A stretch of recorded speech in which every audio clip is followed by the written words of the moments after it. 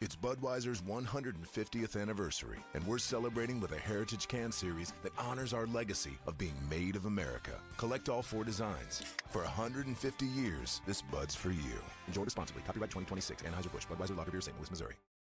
Are you ready to hit the road and drive towards a rewarding career? Look no further. Pepsi is looking for CDL drivers to join us. Pepsi offers competitive wages and great benefits for full-time employees. Visit PepsiFrontlineCareers.com to learn more about the exciting opportunities awaiting you. Take the wheel of your future at Pepsi.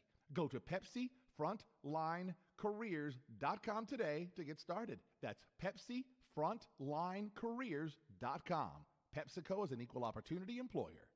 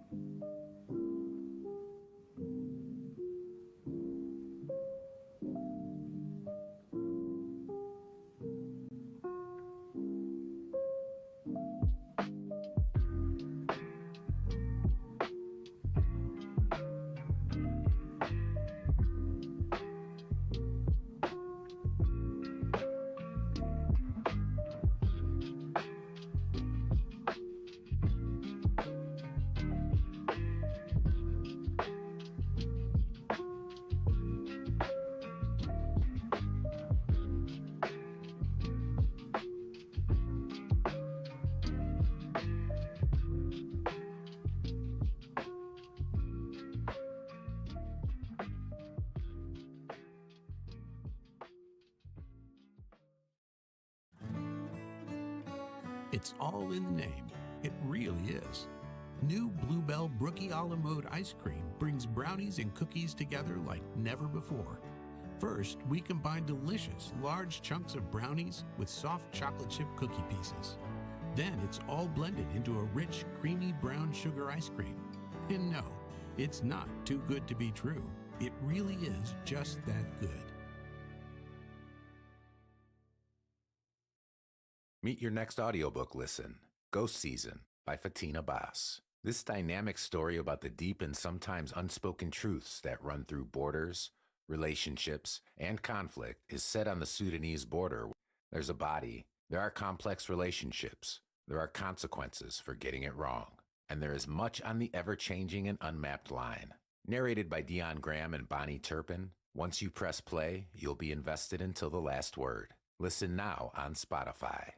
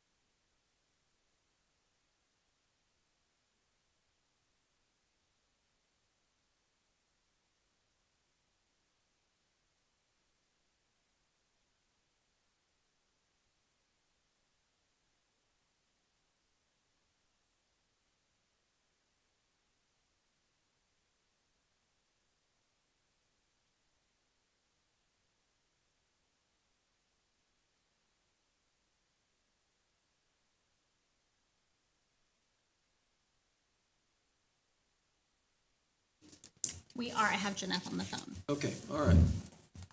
Let's call it to order and let's go. Item number 1, traffic enforcement debriefing. Okay, Mayor, Vice Mayor, Commissioners, in an effort to promote continued transparency within the City of Liberal, the city staff wished to give a full debriefing of the STEP grant traffic enforcement that took place last weekend. Just by definition, I wanted to go over KDOT's Special Traffic Enforcement Program, which we refer to as STEP, encourages local law enforcement agencies to conduct high visibility enforcement during coordinated periods to address primary driver behaviors contributing to injury and fatality crashes in Kansas. From my perspective, my involvement with STEP has always been financial due to me being the CFO prior to the city manager. I did go back. Based on historical documents that we had on file, the City of Liberal has participated in the STEP grant initiative through the Kansas Department of Transportation since 2012. Our police department has stored the last 5 years' worth of STEP documentation in-house, and our accounting system holds 10 years of data that reflects a total of $36,455.19 in funds paid out since 2017. I did give everybody a breakdown of that for your review. These are paid on a reimbursement basis. They're deposited into a separate fund. We call it Fund 730 upon its arrival. And then at the end of the year, we reclassify it to offset general fund expenses and overtime within the police department. That's how I've always been familiar with it. And we just want to be clear that local resources are used in the beginning, and then the reimbursement is paid after the fact, after we submit for that with the state. So those funds do come from the state level for that initiative. I have asked our chief of police to give a comprehensive report of the program, the constitutional foundation and operational considerations by which we carry out these activities, how our employees are trained for compliance, and how we handle notifications to the public as required by law. It will also be important to note when and why this specific date of last weekend was chosen, as this seems to be one of the major points of contention with the online discussion. So Chet should have given everybody his check lane executive summary overview, and also a written directive system that he established back in February. That was around the time our 2 employees attended training. And Jeanette, I did email those to you if you saw that. So I will turn it over to Chet, and then we will stand for questions following that.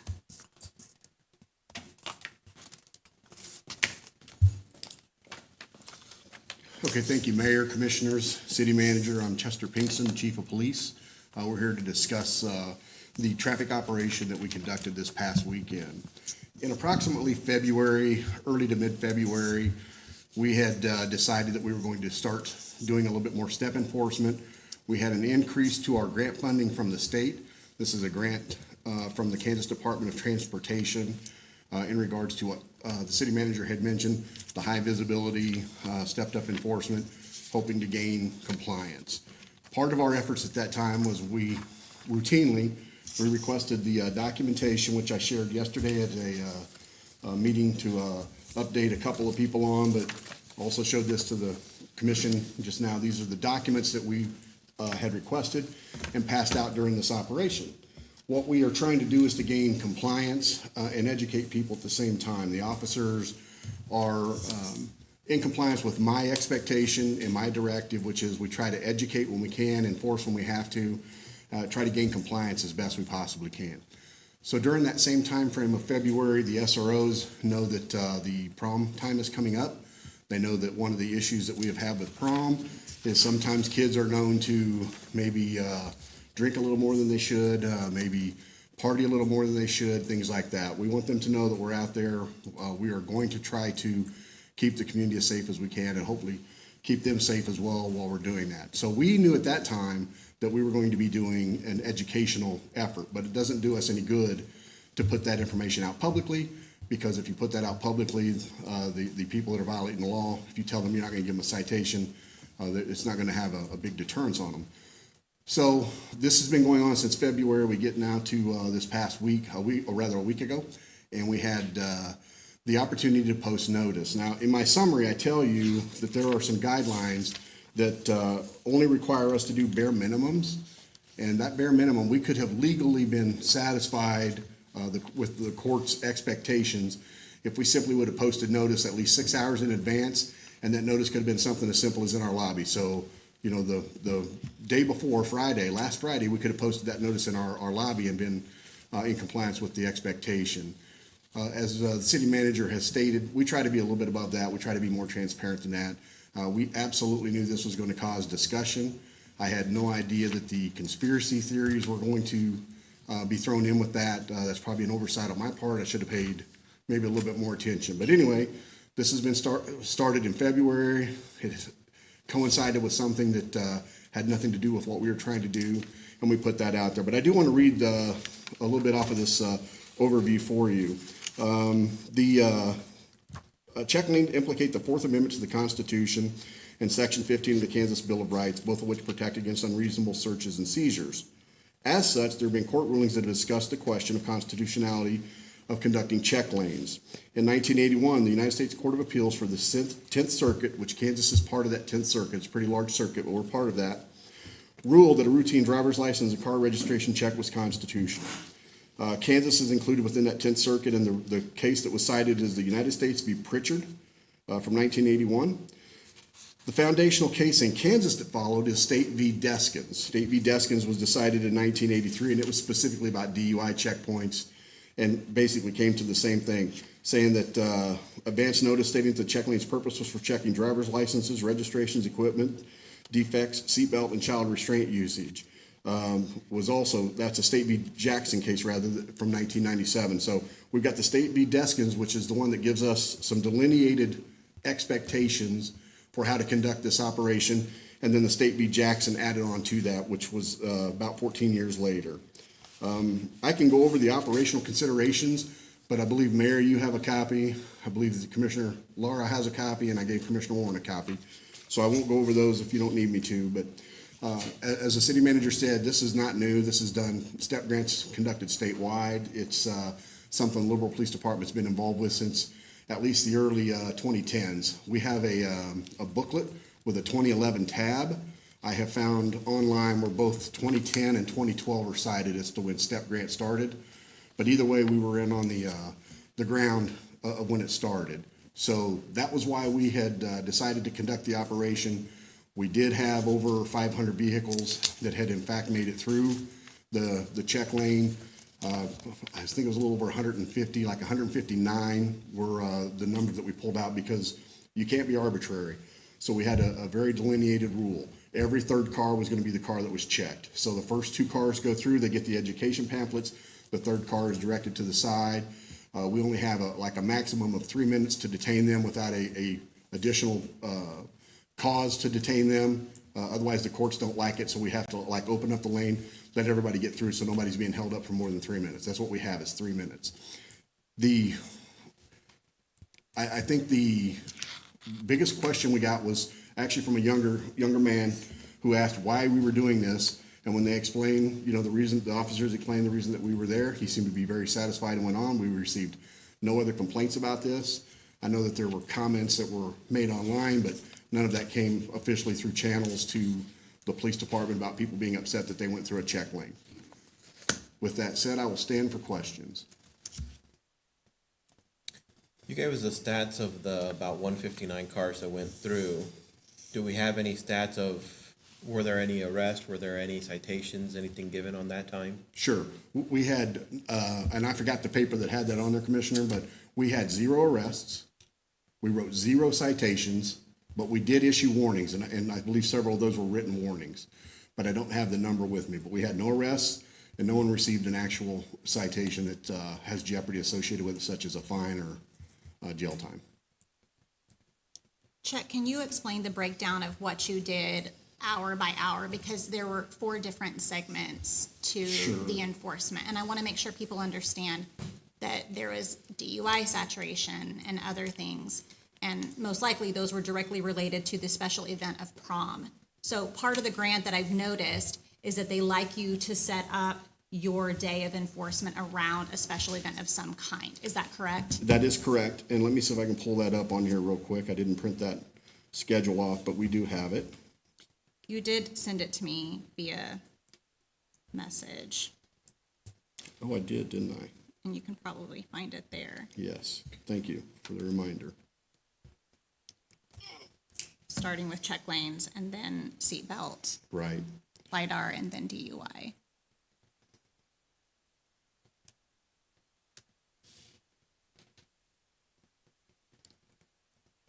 And then can you just explain why you chose to do Sure. all four? Because in the past, sometimes we've just done one. or Absolutely. Okay. Okay, the way that the rundown for the activities that we did on Saturday was from 2 to 5. We had the briefing in regards to the check lane. And the purpose of the 2 to 5, it was twofold. You know, one of our goals is to do more DUI check lanes here. You know, typically we have KHP involved. When KDOT increased our grant funding, it increased our opportunity to bring people out there. We haven't been able to do a lot of this over the past couple of years just because of staffing. With the staffing kind of smoothing out, we're finally getting to where, you know, maybe we're hitting our stride and we're able to manage the call load. This gives us the capacity to do something extra.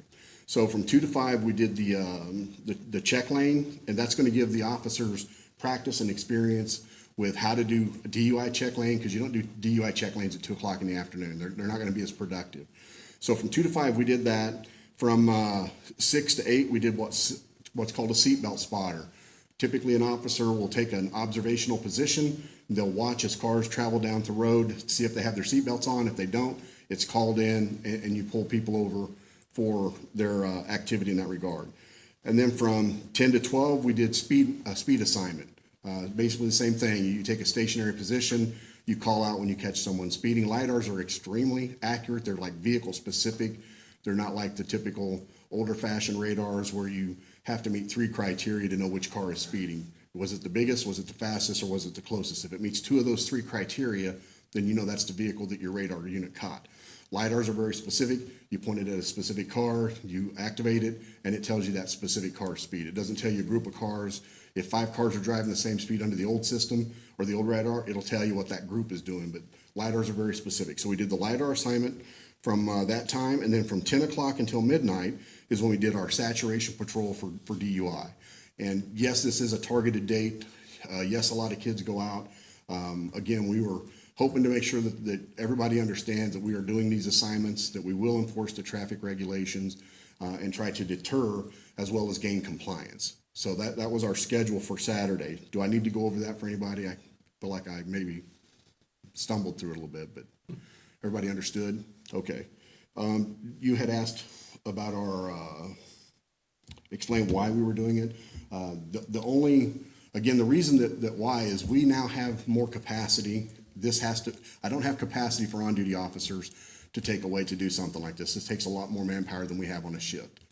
So by you being able to use the grant funding from KDOT, we were able to get several officers together on this Saturday, and they may have participated in one part of the assignment and not the other parts. There's I think 3 hours was the least someone worked, and 4 or 5 might have been the most someone worked. So we don't have everybody for every part of this all day long. It's just some people signed up for this part, which mostly the check lane would have taken up the largest portion of our personnel. And then we have the smaller groups for later for the LiDAR assignment, the seatbelt, and LiDAR meaning speeding, the seatbelt, and then the DUI saturation. So that's how we allocated the assignment. Other questions? Is this a once a year thing, Chief? Well, we haven't done a DL check lane since I've been here because we just haven't had the manpower. Right. We have I assisted. mean, the STEP program, is The it? STEP is a continuation grant. It's every year. And this one will run through September 30th for the 2026 calendar year.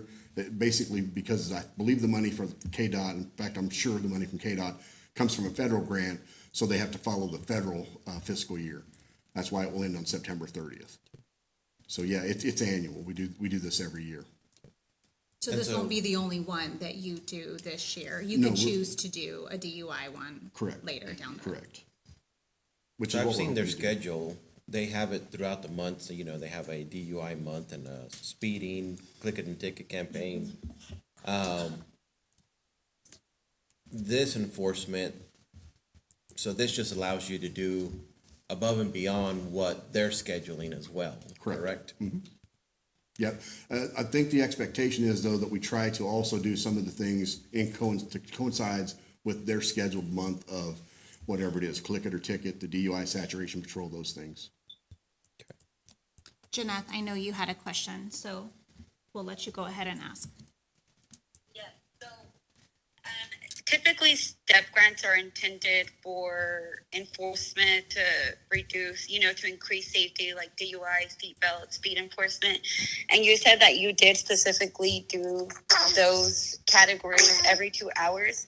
I guess my question is, why did we change it to where now, because the way you guys wrote the press release is that you guys were just checking driver's license. It didn't entail anywhere that you guys are doing DUI, seatbelt, or speed enforcement. Because typically step grants are typically funded for those type of enforcements. So I guess my question is, why are we changing?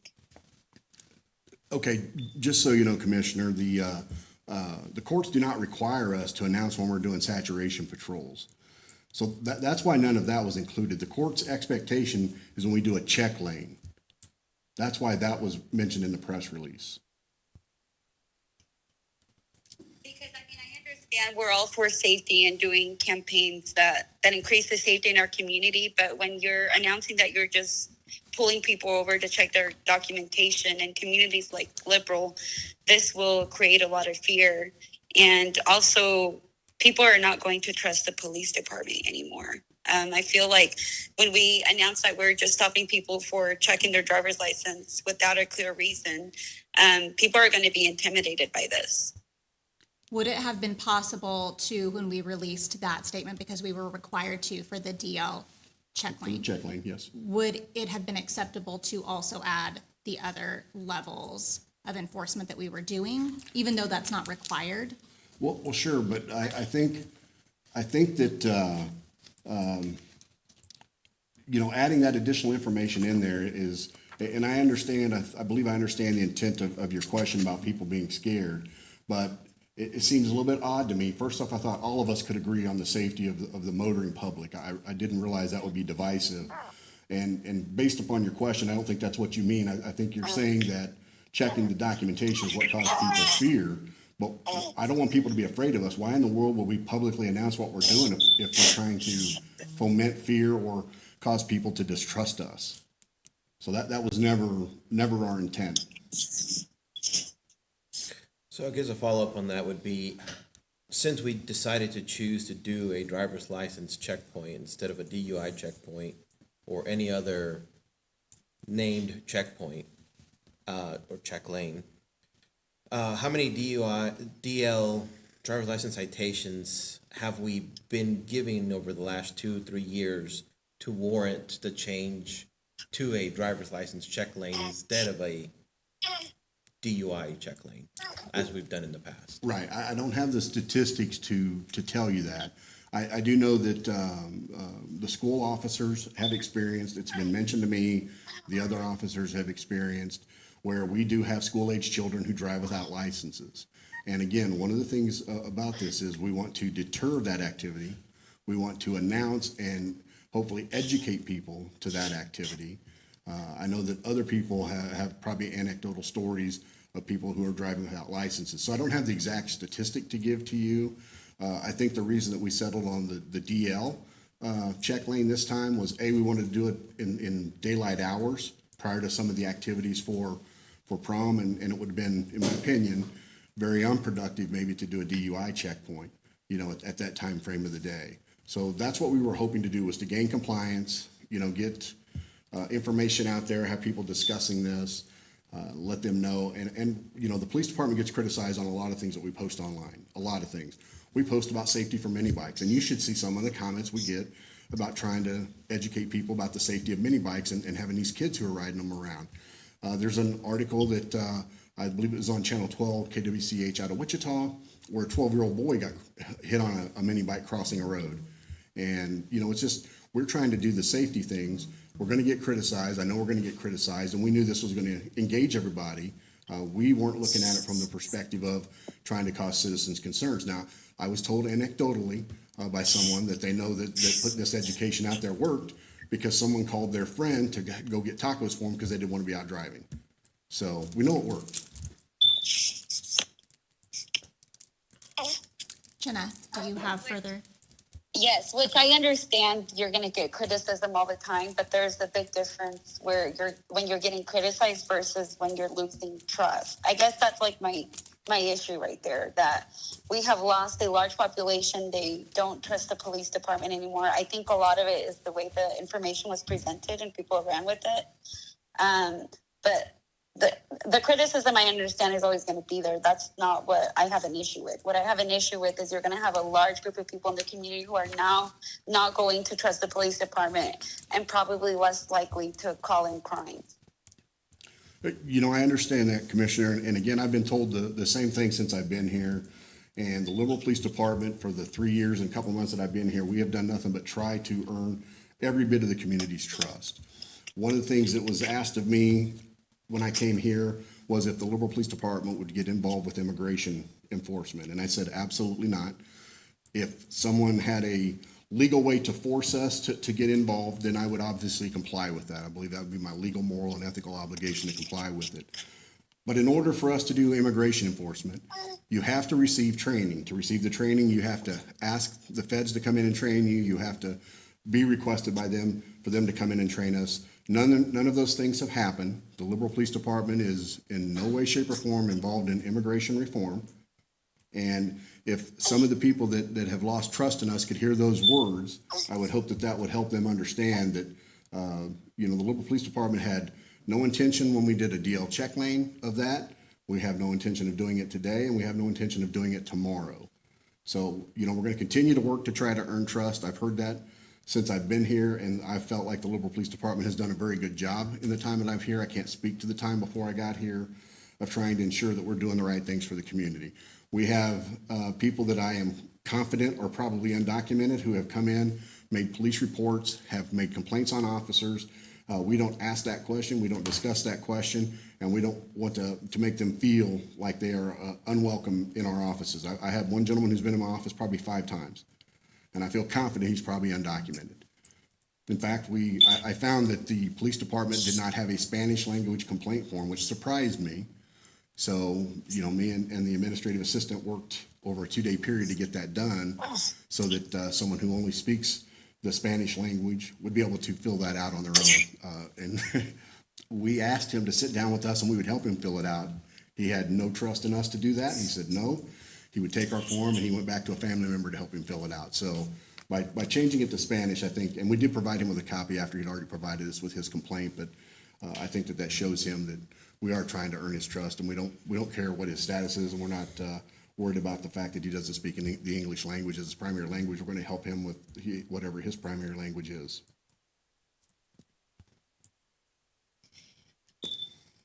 I guess I just think it's about perception is important. You have your truth, and then you also have like the perception of the community. So I just think going forward, if we are going to announce something like this, we need to also include that this is not primarily to check driver's license documentation, that it's more focused on the safety of the community.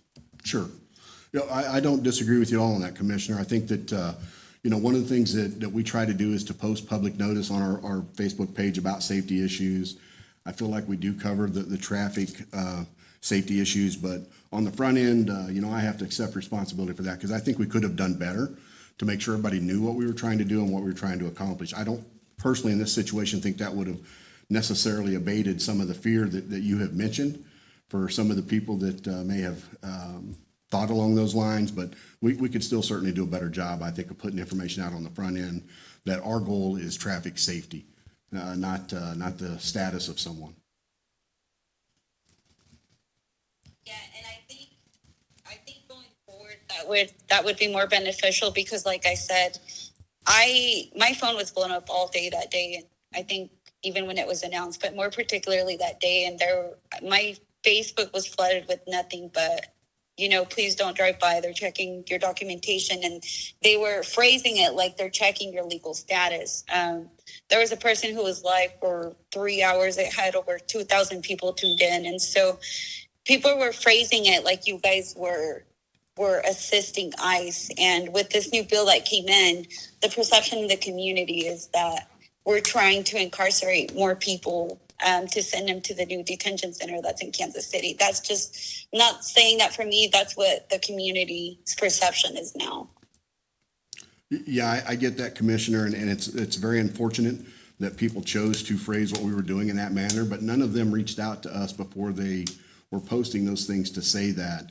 I think maybe we could have hopefully educated them, maybe even getting a statement to them to let them know what we were trying to do so they could inform the same people that they were given the errant information to.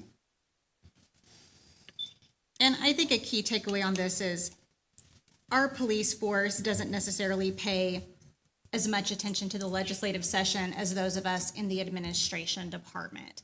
And so Chet and I are going to communicate a lot closer the next time we do this, because I seriously doubt when they set that date, they looked at it coinciding with the veto session of the legislation. Yeah, we had no idea. And so that was an unfortunate overlap in things that happened. Even with that said, something being passed through the legislature on a Friday typically would not result in implementation on a Saturday at the local level. Right. So, we just want to be a little bit more on offense when it comes to that in the future and a little bit more involved. Chet and I communicate every other week like clockwork in a set scheduled meeting. This is not something that's been on our agenda because it's been something that we've done for 10 plus years, and we haven't been living in the political environment that we are now. So, a few key takeaways from that we can adjust in the future. Yes. Yeah, we unfortunately, and I do think that was very bad timing, that the Kansas legislature overrode a veto by the governor. That kind of, it's a bill that does have a lot of concern, I think, within our community for many people. And it was just an unfortunate coincidence. It had nothing to do with our plans. So moving forward, Is, against public safety initiatives. I'm pretty sure the majority support enforcement, creating safety like seatbelt compliance, DUI. It's just the way I think it was worded that really just caused panic and fear. Understood. and so that's where I was going, just going forward, when we rephrase them, especially if we're not gonna be doing a DUI saturation check lane, instead of doing a driver's license check lane, we do a registration and insurance check lane. Right. Because even the public, the many that were coming out, and we're not trying to protect people who don't have driver's licenses. I don't think that's the intent at all. Right. It's when you're trying to do safety, someone with a driver's license or without, they're no more a danger to the rest of the public than anyone else. Who is someone who is drunk driving. The danger to yourself is not using a seatbelt, and the danger to others is a potential accident with no insurance to cover damages to the other person, as well as yourself. But a driver's license creates no danger to anyone else except for your just documentation. Right. So if we could focus on the other three items that do create dangers for yourself or other people, I think that would be help in the messaging of the enforcement. I would agree. I would say, though, that somebody, not everyone that doesn't have a driver's license has driving education and experience. So there is gonna be a certain percentage of those people that don't have driver's licenses that haven't taken proper driving training, so there is a danger for other people on the road. To some For degree. some of them, there's a percentage. Of course, there's people with driver's license That that are pose just- a danger to people on the road also. So there's always gonna be percentages in both categories but we can't say that just because somebody doesn't have a driver's license doesn't mean they don't pose a threat, because they could. Sure, but at that Yeah. point, it's the driver that poses But the yeah, threat, not yeah. so much the Right, situation. yeah. And I just want to comment that I said this on the radio yesterday and I stand by it. I think we all can agree that we want to see visibility for our police officers. We want to see them out. We want to see them engaging with the public in a positive manner. We want people to feel safe. This is a huge chunk of our budget that we spend for safety. Sure. And we don't want them to feel like they just have to stay in their cubicles and their office spaces. So we want to support that. We understand how this thing got ahead of us in the messaging. And I think we understand that and can move forward in a more positive light, if everybody can work together. Yeah, agreed. Okay, thank you, everyone. Okay, thank you, Chief. All right, let's move on to item number 2, the Skyhawk Hangar Assessment Report. Okay, Mayor, Vice Mayor, Commissioners, in regards to the Skyhawk Hangar Assessment Report, if you recall, back last year, we engaged with the Mid-America Air Museum Foundation to enlist LK Architecture and MKEC Engineering to help us with an overall assessment of the hangar. They were here before Christmas, I remember. It was a very windy day, maybe the worst day ever that we could have picked to go out to the Skyhawk. But we were there, they did a great job, took pictures, visited with us for several hours, and did an extensive overview of that facility. In your packets is the assessment report. It includes historical significance of the hangar, construction methods, the architectural recommendations. In my opinion, it's important to look at the temporary measures to maybe stabilize the situation, potential use of the building in the future, and landscape architecture evaluation. It was a report that was jointly funded by the Mann Foundation and the city with the intention of providing guidance on how we can move forward if we can, and maybe to take some little steps. So I know that we got the agenda out yesterday. You may not have had a chance to look at it. I have found the report to be very easy to read. It doesn't talk over your head, and it gives pretty detailed descriptions and feedback. One area that we really want to look at is the 1.9 secure the building temporary measures. It lists some different things that maybe we can do in that way. And then John is here. Did you want to make any additional comments? Did you want to make any additional? Thank you. For the record, I am John Smith with the Mann Foundation. First thing I want to say that is only indirectly related, but it's important. I've sat in on several meetings. I know how important staff is, and I think we're early, maybe into the second year, and I want to acknowledge your decision a little over a year ago to make the manager who is your manager. Very community committed and oriented. Try to be as quick as we can. She mentioned, I think it was in your packet, the report that we put together, we with the manager and the city and the foundation, to bring in the capability of analysis of looking at and a preliminary inspection of the hangar that is a kind of an icon of history of Liberal on the airport, the B-24 hangar. Our first real conversation was kind of in budget session, and that was very understandable in the fact that it wasn't the foundation's responsibility to either ask a grant or look for the things that we were initiated the dialogue with.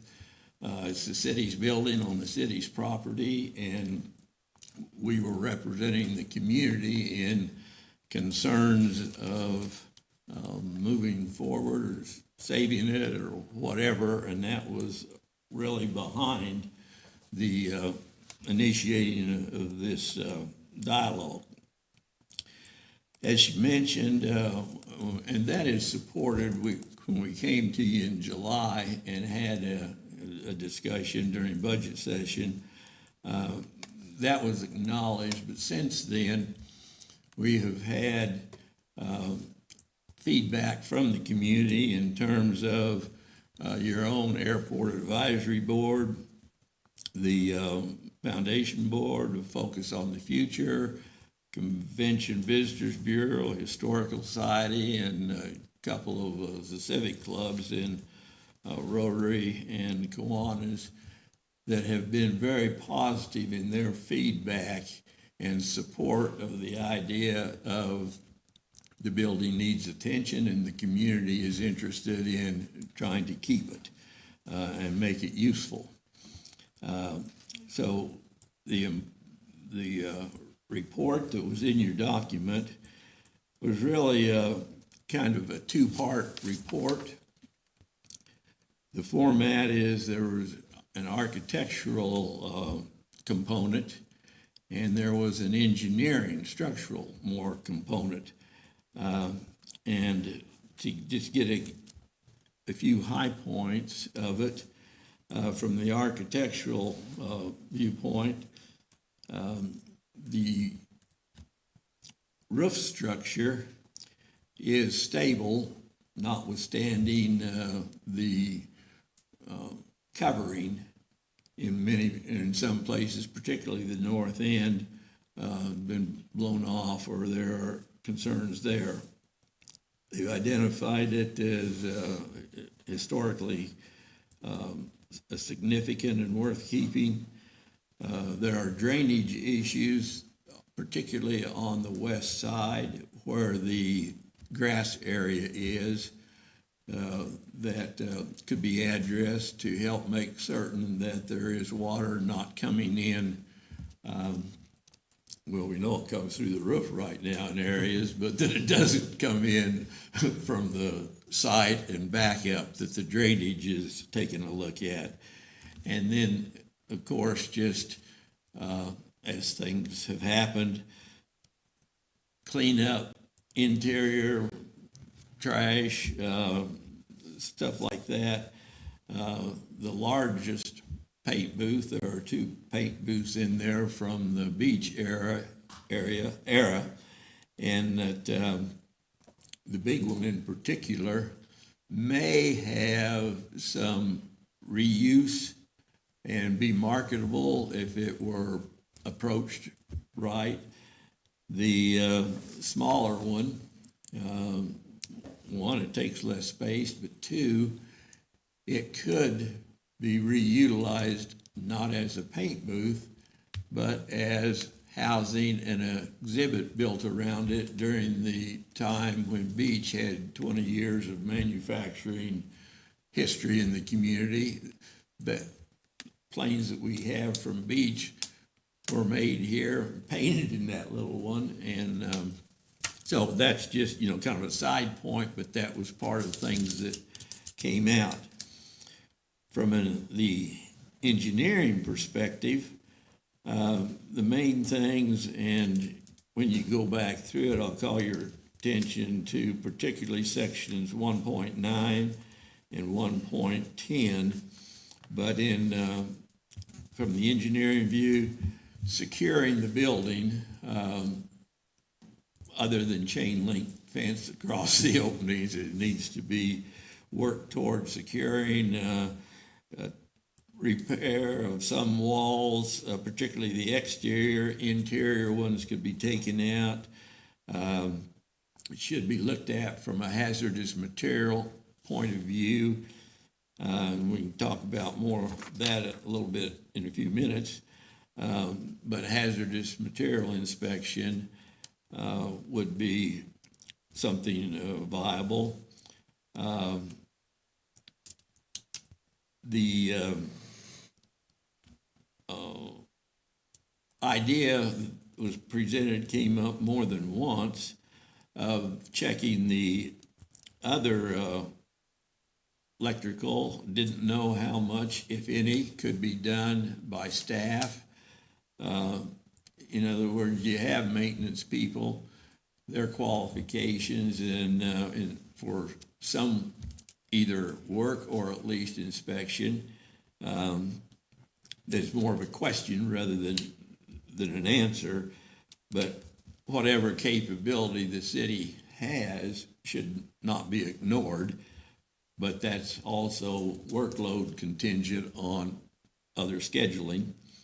But a hazardous material in particular, maybe the electrical, some things like that are really the phases that we're starting to talk about in this conversation this evening is things that the engineer and the architects have identified. Some of those need to be more focused, and then maybe put an RFI, RFP, RFQ, some kind of solicitation for more specifically trained and qualified people to come take a look. And that is leading into part of the discussion of the update here this evening, is to get that discussion, that dialogue going, so we can approach it in a more incremental basis, just because there are a variety of things that need to be looked at. And of course, I think was mentioned in their report, their cost is one, that's a given. That's always a question, and sometimes premature. But if you don't identify some of the things that they have tried to identify, then it's kind of often an unanswerable question, because what are you costing? So this is part of the dialogue that we wanted to initiate, is identifying some of these and getting them initiated in a coordinated manner. So that, in a sense, addresses cost. Not to ignore, but it's a component that takes some background to get to. Use or reuse is always a question too. And that, I want to just pass this around because it has come up. Pass it down the line here. This is almost a twin hangar, twin situation that was stemmed out of El Reno, Oklahoma during the war. And I've got some kind of before and after pictures. It is, you can almost recognize it as this building if it wasn't labeled otherwise. But that is one that has been analyzed and addressed. And this is an after picture that is following it, just kind of to give you an idea that something can be done, and if we approach it properly and segmentally, step by step, it can probably be an asset to the community. And that's one that, as an example, that we've come across. But the other aspects of use and reuse, I will raise the question here that has been posed by the inspectors, the consultants, and that is giving consideration to a focused committee of community. And if there's any of you that remember,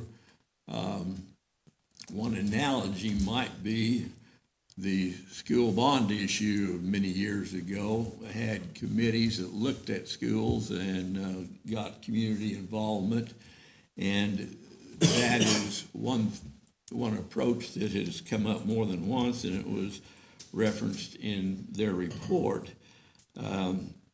Funding is always a question and concern. This is where the city can do a lot in terms of funding. They got grant people that are more knowledgeable about where to look for different kinds of things.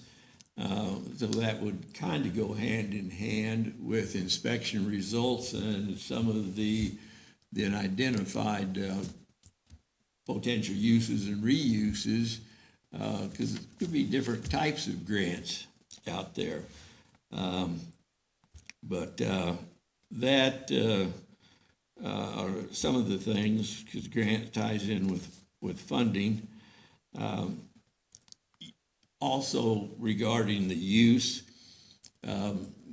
there have been several ideas. Of course, one that is very repetitive is we do have City Museum next door to it that is really crowded and stuffed and doesn't have appropriate displays because there's not room.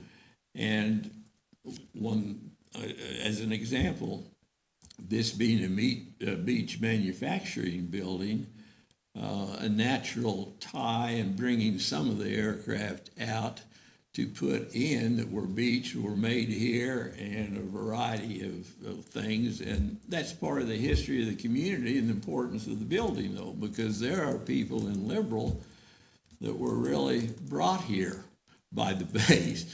The population of the city, according to the statistics, had doubled in that war period time from 4,500 or so to almost 9,000 or 10,000. And so that's the heritage that has people interested in. Some of them, worked here and in the building and the value of it. And another thing that has been explored, or not explored, nothing's really been explored, but has been mentioned, it's repetitive, is an event center type of use. It's large enough. It seems big in terms of height and bulk, but in terms of the beach building where the Air Museum is, this building is only about a third the size. It's the museum's 88,000 square foot.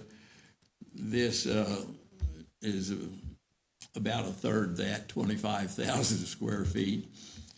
But as open as it is and the flexibility it has, it could be, as I mentioned, some potential affiliation, and the meeting room, the theater, the Welch Theater in there at only about 2,400 square feet, less than 50 by 50 square, restricts a lot of use for meetings, for convention, for other things, and it could be proximity-wise, it could be a natural expansion. Not selling this, but this is some of the things that were mentioned in conversation and dialogue, and as the idea has been circulated to the civic clubs and the organizations, this is just feedback off the cuff type of thing. But so what we are really here for is to give you this analysis as a supporting document, as a catalyst for trying to move forward in some manner and work with the foundation. I want to acknowledge is desiring to be a cost-sharing partner, and we're not here just saying, city, go do this. The community wants something. We're sharing the fact that that's feedback we hear. We heard it during when it was on display during the air show in October. The community, the reactions feedback that we have had. And so I do want you to understand that the foundation is wanting to be a participant and be involved. We're not just asking the city, go do something with your building. So that's kind of where we are and what we wanted to update you on physically with the report, give it to you as factual, unbiased information, and try to, if you got any questions, I'll try to answer them, but we're here primarily, as I said, to be a catalyst for initiating dialogue and moving ahead with something for the community, because we think the community really Yeah, I think these are good first steps. I mean, you gotta kind of assess what you got before you can move on, and I think we can, as an organization, we can kind of sit down with this and take a look at it, and thought maybe we can get together with the foundation board some later date and share thoughts and that kind of thing. And that's really part of what we're asking is, you gotta have some information. We're bringing you some information, and we wanna try to make conversation out of it. Right, yeah, right, exactly. So I've told John that we'll have you guys review it. I know you haven't had enough time to probably read it in detail. We obviously know it's not gonna be possible to just city fund it or just foundation fund it. So we will research grants. Kristen and I will work on that and see if we can come together on some sort of combined approach, at least to look at those temporary measures and just keep the conversation going, because it's going to be there no matter what. So at some point, we'll have to address it. So we just think incrementally is the best way. Sure.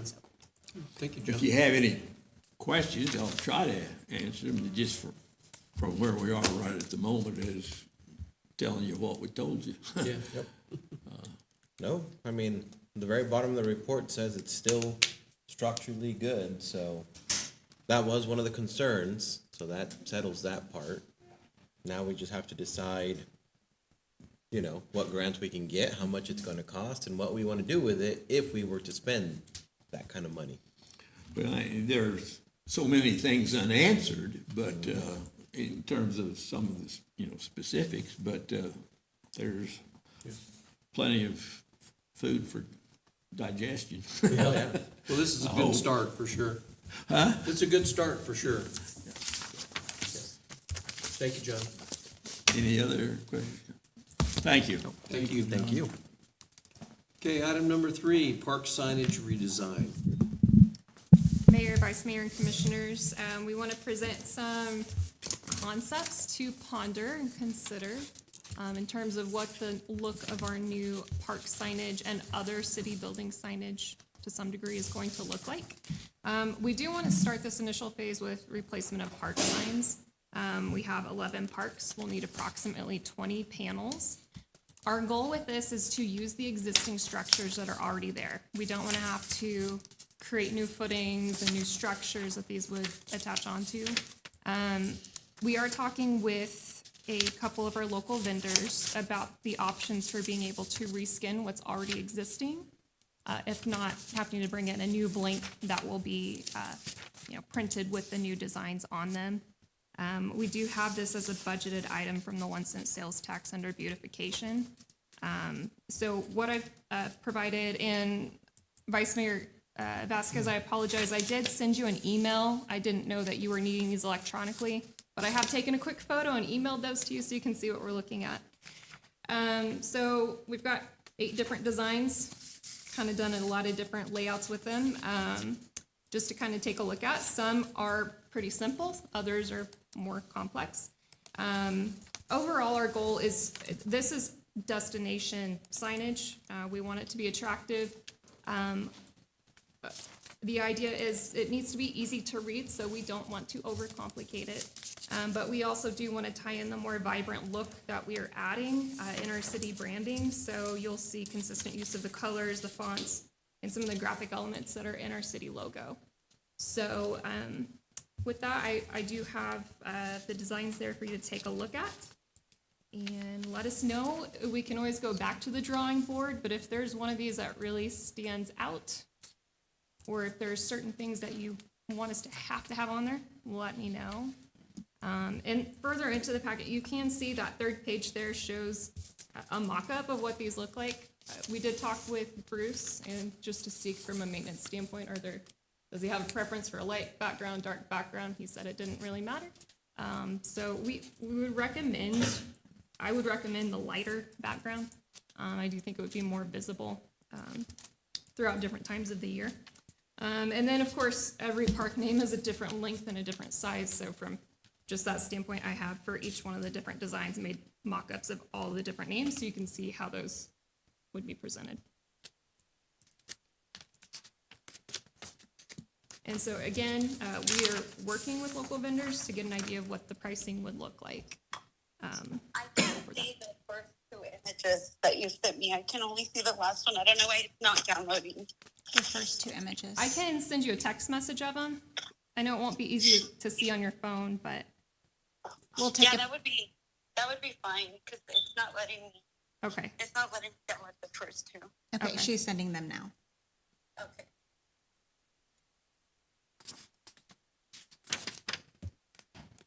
I like design 2, and then adding the logo up in that right-hand corner.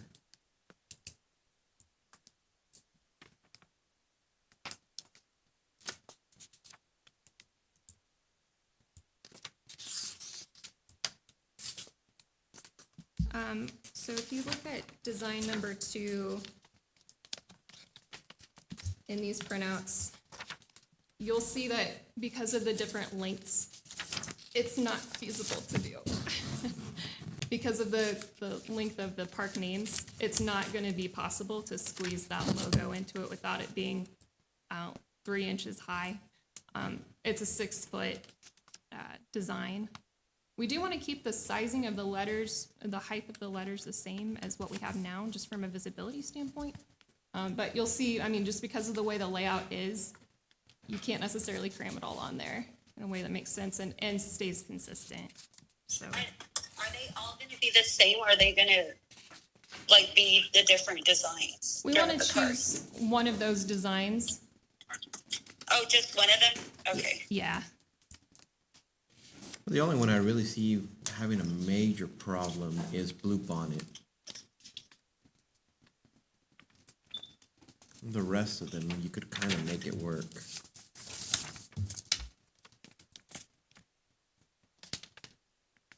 For me, I like design 5.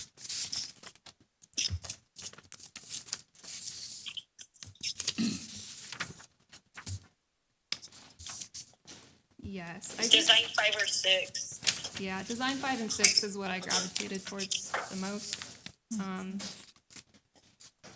I agree with you, Jeanette. Those are the two that stood out to me, but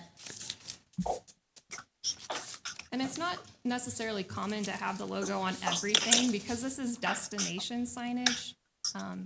It's not something that's typically put on there. If it is, it's like really small and almost looks like an afterthought. You know, with this direction, if we don't put a logo on it, this does outlast any changes that might occur to the logo in the future. We've been working with the same signs we've had for almost 17 years now. So changes do happen over time, so we do want to keep that in mind as well. Yeah. Like 5 and 6 as well. 5 and 6.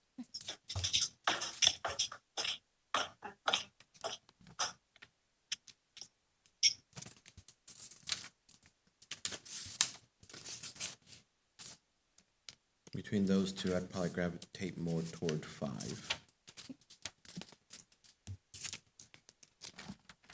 I would agree with that.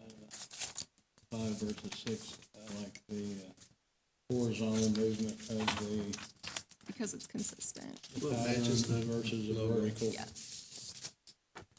Okay. Well, that was easy. And so we will be, I can get those all finalized and ready for vendors. Again, I will go out and get quotes so we can make this good and competitive, and bring that back to you for final approval it will be a lump sum because of the number of signs we have. We, just kind of depending on the pricing, we may also kind of tag in, there are a couple of the, park beautification building is one of those that people do go and visit, and it has the old design. The tourism info center that faces towards Dorothy's house has a sign as well. The one that we will not do in this design is the cemetery. We just feel this does not fit the appropriateness of what we would put out there, and so that will have an entirely different design altogether, so.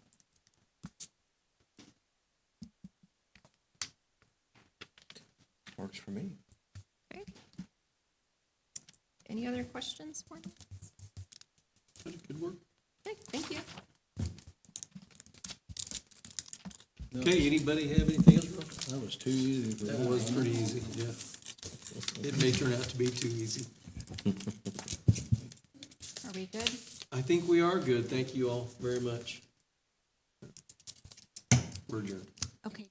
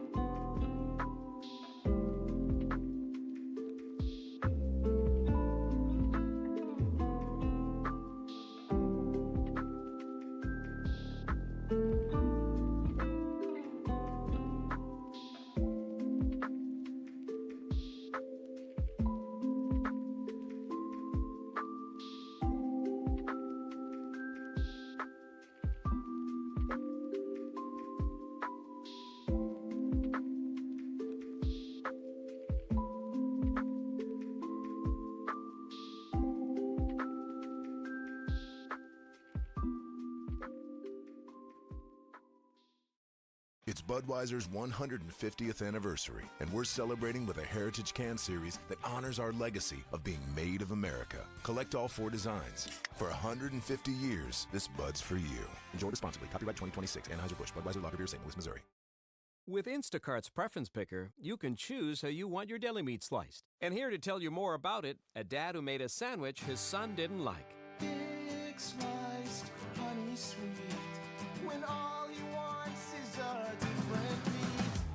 Filling up the cabinets right through me. I wanna make the sandwich of your dreams. Now that's a lot of emotion for a ham sandwich. Want to get deli meat just how you like? Download the Instacart app and use the Preference Picker. Available at select retailers.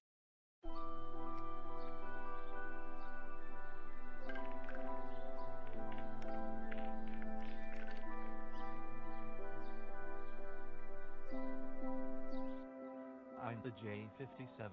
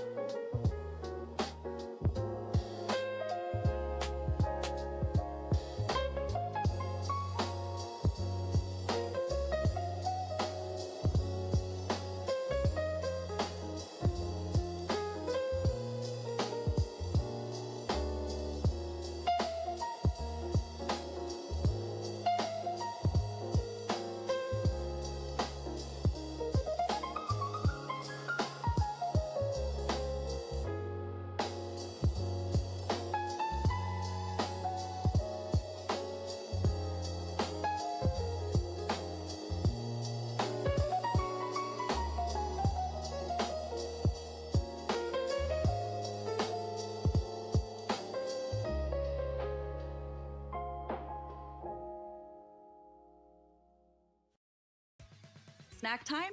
Get 'ems from Gerber always wins. Now introducing Squeezies, 2-in-1 snack pouches made with real fruits and veggies that parents can feel good about. Squeeze them on the go like a smoothie, or freeze it, flip it, and it becomes an ice pop. 2 ways to snack that moms and kids agree on. Whoa! Find Squeezies with other kids' snacks in the baby aisle. Tap the banner to buy now. The right window treatments change everything. Your sleep, your privacy, the way every room looks and feels. At Blinds.com, we've spent 30 years making it surprisingly simple to get exactly what your home needs. We've covered over 25 million windows and have 50,000 5-star reviews to prove we deliver. Whether you DIY it or want a pro to handle everything from measure to install, we have you covered. Real design professionals, free samples, zero pressure. Right now, get up to 40% off site-wide, plus get a free professional measure at Blinds.com. Rules and restrictions apply.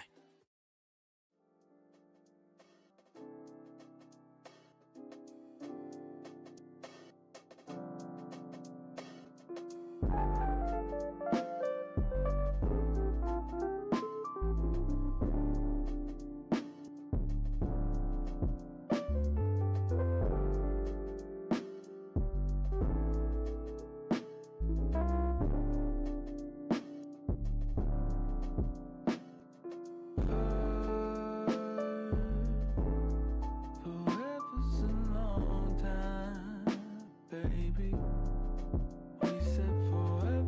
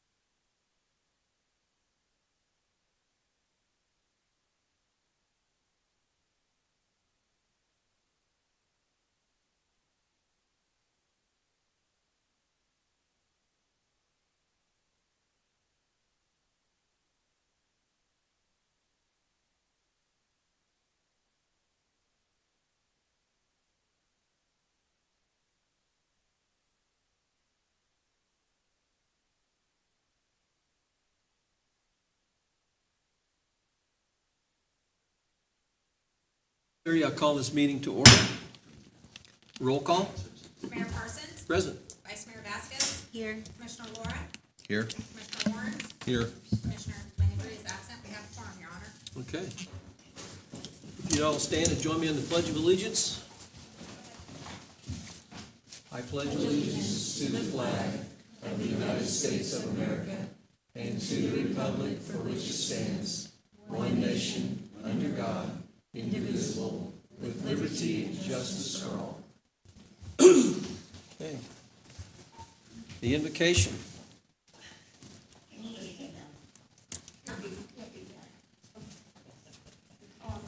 Commissioners, staff, thank you for the opportunity in behalf of the Liberal Ministerial Alliance to come and to pray with you tonight. I would ask at this time if we could all just bow our heads in reverence to the Lord and let us pray together. Father God, I'm so thankful that we have this day to come together. And Father God, I want to thank you for the opportunity to come and to pray for our mayor, our vice mayor, all our commissioners, our city manager and staff. I pray for all the employees, especially our police department during this time, our law enforcement, our fire department, our first responders. Father God, I pray for each one of them, for community support. And Father God, I pray that they seek your wisdom in the decisions that they make. And I pray for reassurance as they all work together to accomplish their duties and serve in our city, our community. Tonight, yes, I pray for each one of you with thankfulness for sharing your time, your wisdom, and having a strong heart of serviture and serving our city, our community. And I pray once again for God's wisdom and for community support. In Jesus' name we pray. Amen. Amen. Thank you, Jim. Okay, item number 1 is awards, proclamations, and presentations. We have none of those. All right, item number 2, approval of the agenda. I'll make a motion that we approve the agenda as printed. Second. Okay, we have a motion and a second. Any discussion? Okay, all those in favor? Motion passes 4-0 with 1 absent. Item number 3, minutes. I'll make a motion that we approve the March 24th, 2026 regular meeting minutes. Second. Okay, we have a motion and a second. Any discussion? Okay, all those in favor? Motion passes 4-0 with 1 absent. Okay, item number 4, items from citizens. We have a bit of a crowd, so I'm gonna guess that we have some who want to speak, and so I'm just gonna read the rules real quick so everybody understands. Rules of the commission. Any citizen desiring to address the commission shall be recognized by the chair, advance to the podium, state his or her name and address in an audible tone for the record. Presentation shall be limited to 5 minutes unless extended by a vote of the majority of the commission. The commission does not hear matters involving litigation or city personnel. The commission does not take action on subjects not on the agenda unless unusual or hardship conditions exist. Citizens may address the commission on agenda items as they are brought to the floor. So those are the rules. Anybody would like to come forward? Now's the time.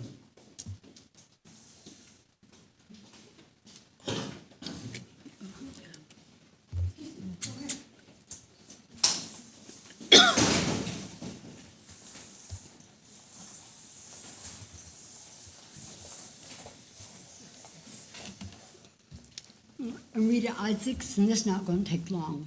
We've got all these tremendous fires all over Kansas and everywhere. I realize that you can't do everything, but I found out the land south of the Eisenhower, it is now a private line. You've got the trees, you've got this tall grass like this. I know we've got code, but this is something that needs to be taken care of immediately. with all the fire hydrants. The wind was 40 miles an hour when I came in. So this is my big deal. If you would just please take care of that before next time I come in case it catches a fire. I'd appreciate that. Where did you say it was at again? I'm sorry? Where did you say it was at again? It's right it's off Western, between a church and Eisenhower. Oxy Yeah. actually owns that ground. We're gonna discuss It's that really property bad. today. Yeah, we have, yeah. Okay, Okay, thank you. thank you, Rita.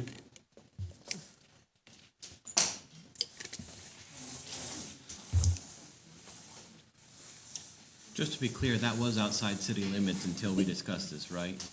Okay. Good evening, everybody. My name is Keenan Thompson. I want to begin by thanking you and letting you all know that me and the many citizens of Liberal appreciate your daily dedication to us and to our city. I'm very appreciative of everything our police force does for our community.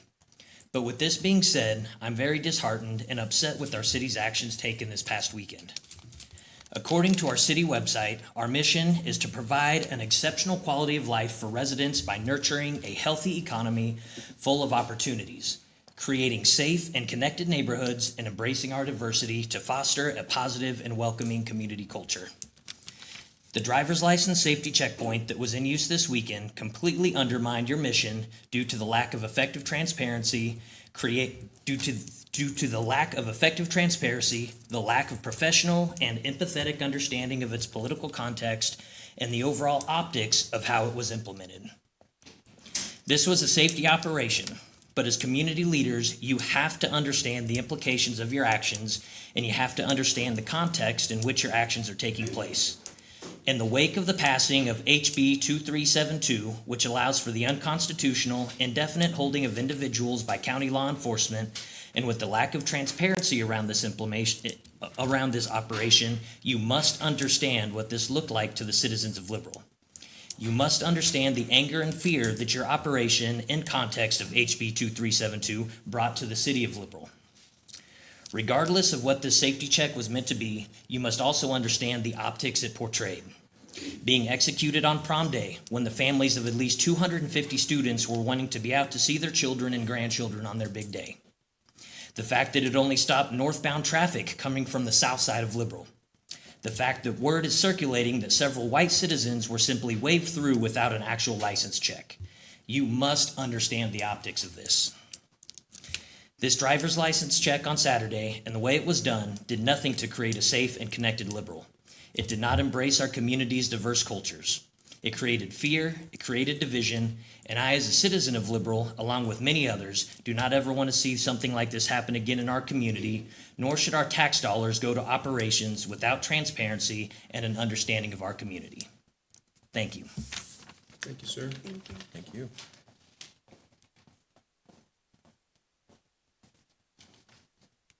Anyone else?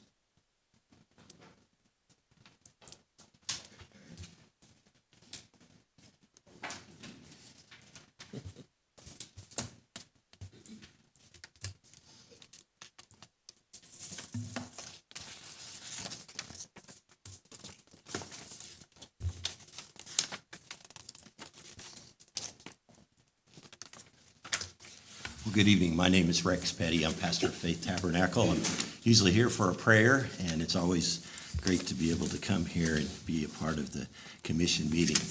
I've come here tonight that I was here a little over a year ago, and I've been here several times by trying to introduce to you a scripture that I found in Proverbs 11:25 about 20 years ago that reads, "A liberal man will be enriched, and one who waters will himself be watered," Proverbs 11:25. Perfectly described the story of Seymour Rogers and how he was a liberal man who gave his water away for free while others charged in this area. And so then people said, of course, that's mighty liberal of you. And the word liberal means generosity, from a Hebrew word in the Old Testament. It means kindness, it means blessing, it means a lot of different things that are all good. And so when this was presented, then I presented a new idea for a slogan. You were looking for a new slogan. My wife looked at the scripture. I found the scripture, but my wife looked at the scripture. She says, I've got an idea. She heard that they were doing a survey through the Liberal paper to discover a new slogan that you were looking for. And she said, I think that Bible verse expresses generosity, because that's what liberal means, from generosity to prosperity, only 4 words. And I said, well, I think that's great. So she submitted it. There were a number of different ones. There's No Place Like Home with Dorothy and the Wizard of Oz, which is a good one. There were some who said, well, Crossroads to Commerce, maybe we just ought to stick with that. So they did a survey, and it came in overwhelmingly in support of from generosity to prosperity. So it was made, and there it passed that night. All of you commissioners voted very much in favor of it. You were excited about it. In fact, I saw Matt Landry in the Dillon's parking lot a week or so later, and he says, I love that inspirational new logo that can really make a difference for us to have an identity and inspire us to live lives of generosity to bring prosperity, as Seymour Rogers did. So tonight, I wanted to bring this to you because if you look around in certain places, if you'll check page 2 of your handout that I gave you, that the slogan and the logo have not always been presented together. And that's my concern to you that I wanted to bring to your attention, of the way that it was presented, the way that you voted for it, that I just assumed that from generosity to prosperity would be, so we say, baked into the slogan. It was before, when it was Crossroads to Commerce. If you check, you'll see that from Crossroads to Commerce, wherever you saw the slogan, as you look at liberal, the one on the bottom of the first page, it says liberal from generosity to prosperity, and you changed it. Then the city came up with a new logo, which I think it's a great logo. It's a silhouette of the Railroad Depot building. But if you look at the top of page 2, is what happened is that City of Liberal with the logo with the Railroad Depot and Kansas below it is leaving off the slogan, unfortunately. And so I showed this to some people. I showed it to Jeff Parsons once, and he said, well, he took it home, and his wife said, well, there's an easy solution to this. Just move the wheat or whatever, the yellow, I think that's what it is, move it down just a hair and put from generosity to prosperity right there between liberal, right under liberal, because that's what liberal means, generosity. So put it right there, and then if you still want to put Kansas below it, you can. It's just what you want to do. But to put City of Liberal and put Kansas below it and to leave the slogan off, as I heard someone say, I think that's a missed opportunity. I talked to Earl Watt at the newspaper, and you know what he did? He did the very same thing that Jeff's wife did. He said, all you got to do is move the wheat down a little bit, the yellow, put the slogan in there, make it big enough, make it bold enough where you can read it, and say from generosity to prosperity, and put Kansas in there. Also in the apparel, I noticed it began to disappear from the apparel. Some of the apparel has it on it, and some of it doesn't. I've seen some of the city employees out in public. Some of them have had it. Like I brought mine tonight. The city gave me this shirt, and mine says from generosity to prosperity. This got the old logo, but put it on the new one. And right here is a great example that it is brought to light here. Also on the website of cityofliberal.org, it's not baked in. It just says City of Liberal, it says Kansas, and the slogan is missing. And so I would encourage you to continue with that. One last thing real quickly is I'd like to see, hopefully, that you might put the slogan on the church, on the park signs, because each park, they donated their land. Cooper Park across from the church where I pastor, the Coopers donated that land for that park. The Tobiases around the corner, they donated the land. Light Park, Lights donated that park. And what did they do? They were very generous people. I think they would want generosity to prosperity on the sign that represents their park that was named after them. And one last thing, my grandfather is named after Mahurin Park. He was the superintendent here for 30 years. and from 1922 to 52. And a man by the name of Bob Keating told me the other day, he was in school when my grandfather was the superintendent here. He's 90 years old now. In fact, he is Jeff and Julie are Julie's uncle. And he said, be sure and tell him when you go to the commission meeting that your grandpa would want from generosity to prosperity on his sign. And I think Cooper and Mary Frame and Mahurin and Tobias and everywhere. So I encourage you, pick a sign, but please put the slogan on the sign, from generosity to prosperity, because Seymour Rogers, I think, would approve, and a lot of good people, and even Don Rash, who just recently passed away, in his obituary, several times it mentioned what a generous man that he was. Thank you, God bless you, and it's a good biblical principle that I think God will bless our community if we put it on there and do it in a good way, that we'll be blessed, because our town Sir, needs it's the time. blessings of God. Thank you. Thank you, Rex. Hey, any other individuals who would like to address the, Cindy will get you with groups. Okay. Any other individuals who'd like to address the commission? Okay, just like an auction. Oh, good, okay, all right.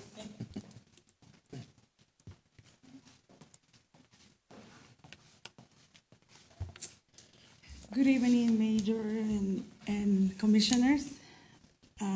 I came in late, so I wasn't sure if I was supposed to come up at any time. It's fine. My name is Susana Hernandez, and I am a resident of Liberal and a school social worker.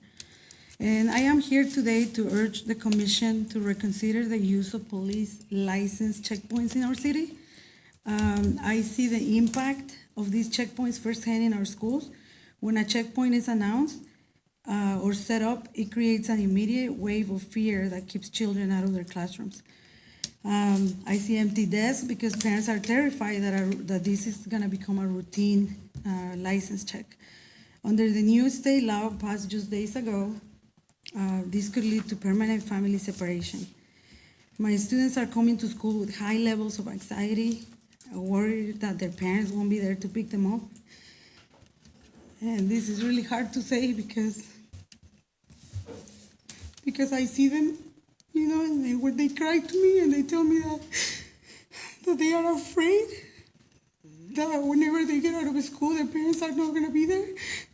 It's very heartbreaking for me. The fear is exacerbated by the passage of HB 2372 on April 9th, because the law significantly raises the stakes of any police interaction by allowing law enforcement to use ICE databases and hold individuals on detainees' request without a warrant. It also creates the 25-foot buffer zone that limits our ability as citizens to observe and record these interactions. When we use checkpoints, we aren't just checking license, we are destabilizing families and teaching our children that police are there to the police are a threat to their home and life. This undermines the trust between our community and local government that we have worked so hard to build. Public safety is about more than just traffic compliance. It's about ensuring every resident feels safe enough to go to work, attend school, and participate in our community. I ask that the Commission prioritize the safety by ending these broad checkpoints. Thank you. Thank you, ma'am.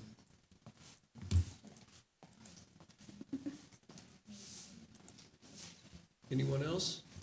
Yes, ma'am.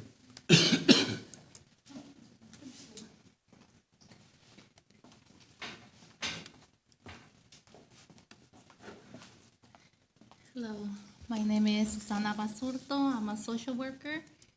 And I am here just to share my concerns. I am against the new law that was passed, HB 2771.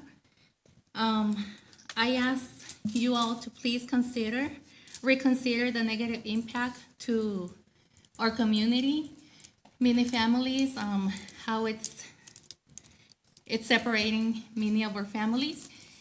And yes, it is easy to say, you just gotta have a driver license, insurance, and nothing's gonna happen to you. Okay, that is not the case. I work with immigration cases, And I know, in fact, this is gonna, I wasn't prepared for this to speak, but this will significantly increase ICE transfer from local jails and reduce local distraction. What it means to many of our people here, migrants, that they do have a pending asylum, a TPS, a work permit, no criminal record, and it's gonna affect them. Because now, by law, they will be asking, what is your immigration status? Do you have a driver license? Do you have your insurance? They do have all those three things, and that's fine. A lot of them, people here in the community, I know they were against me because I share my opinion on Facebook. People with work permit, they would not count it as an adjustment in the U.S. They did went the legal way. They did pay a fee to apply for this work permit under the law, but it's still not a status like a U.S. citizen or a green card holder, okay? So I do ask to please consider all this.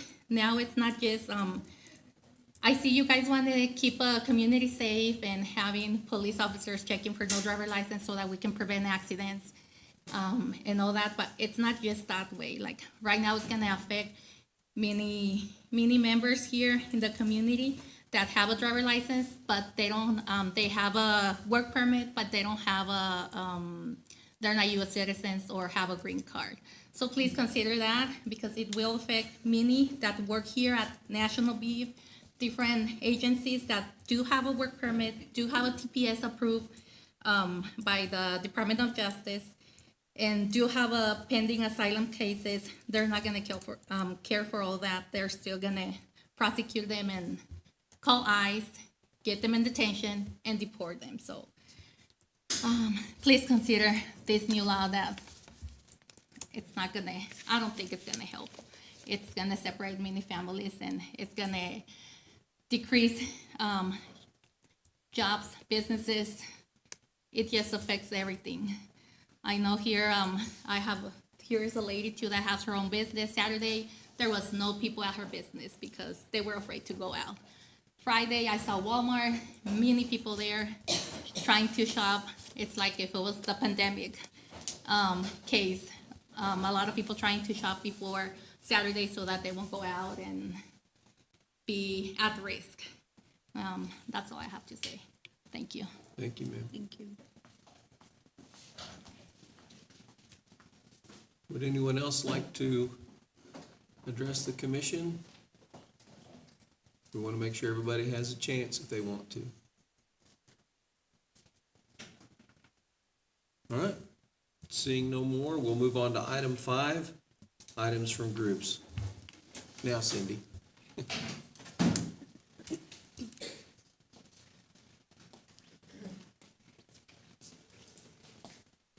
I'm Cindy Hall. I'm a Seward County resident at 8350 Road O.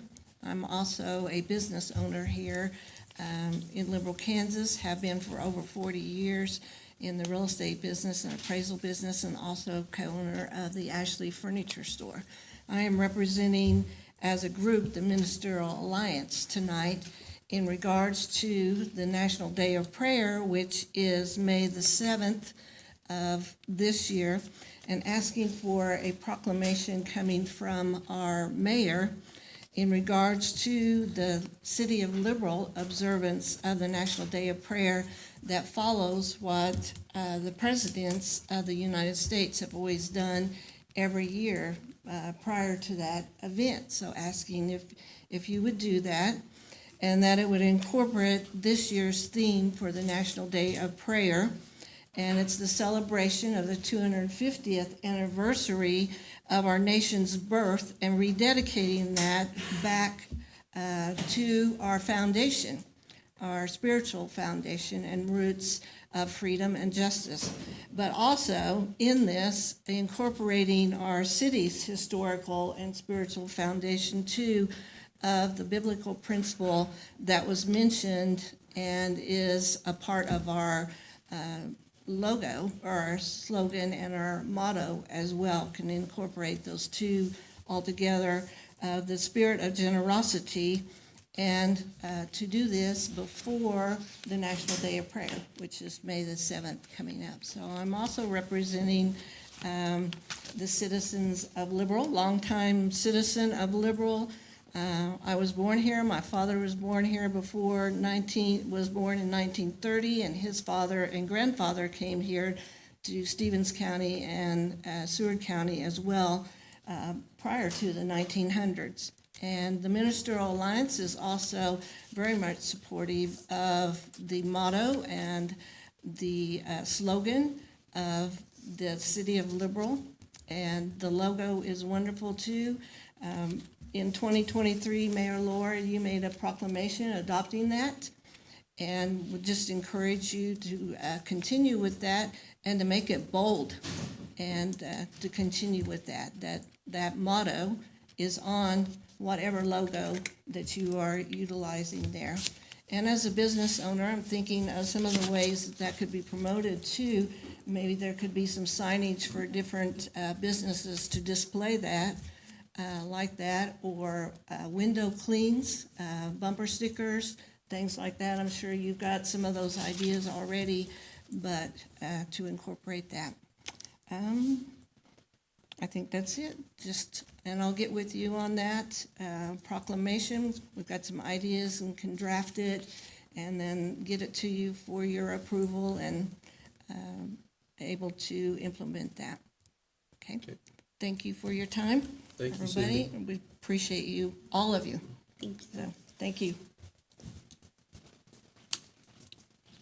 Okay, item number 6, the consent agenda. I'll make a motion that we approve the consent agenda as printed. Second. Okay, we have a motion and a second. Any discussion? Okay, all those in favor? Item passes 4-0 with 1 absent. Item number 7, potential commission vacancy discussion. Okay, so Mayor, Vice Mayor, Commissioners, we have a potential vacancy on the commission with the resignation of Matt Landry, who has relocated. We feel that we need to discuss this publicly and then go down the rules of how this will work as we move forward.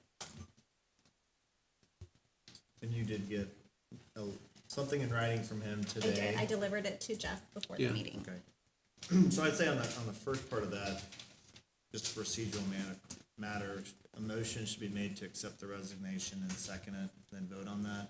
And then we can talk about the process from here on out as far as filling that vacancy.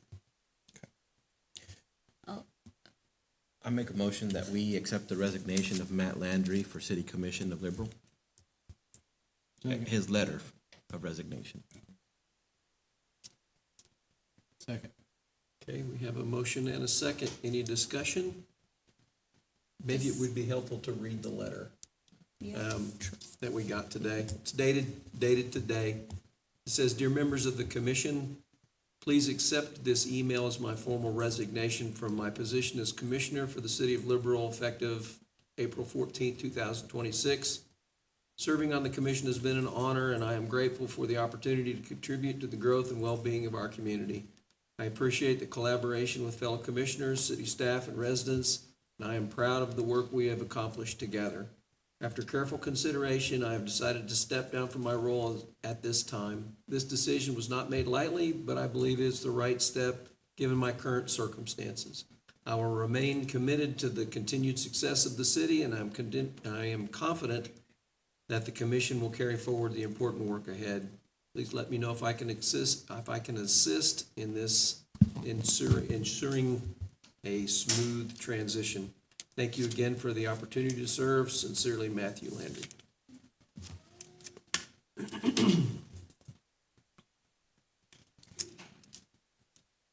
Any more discussion on the acceptance of the resignation?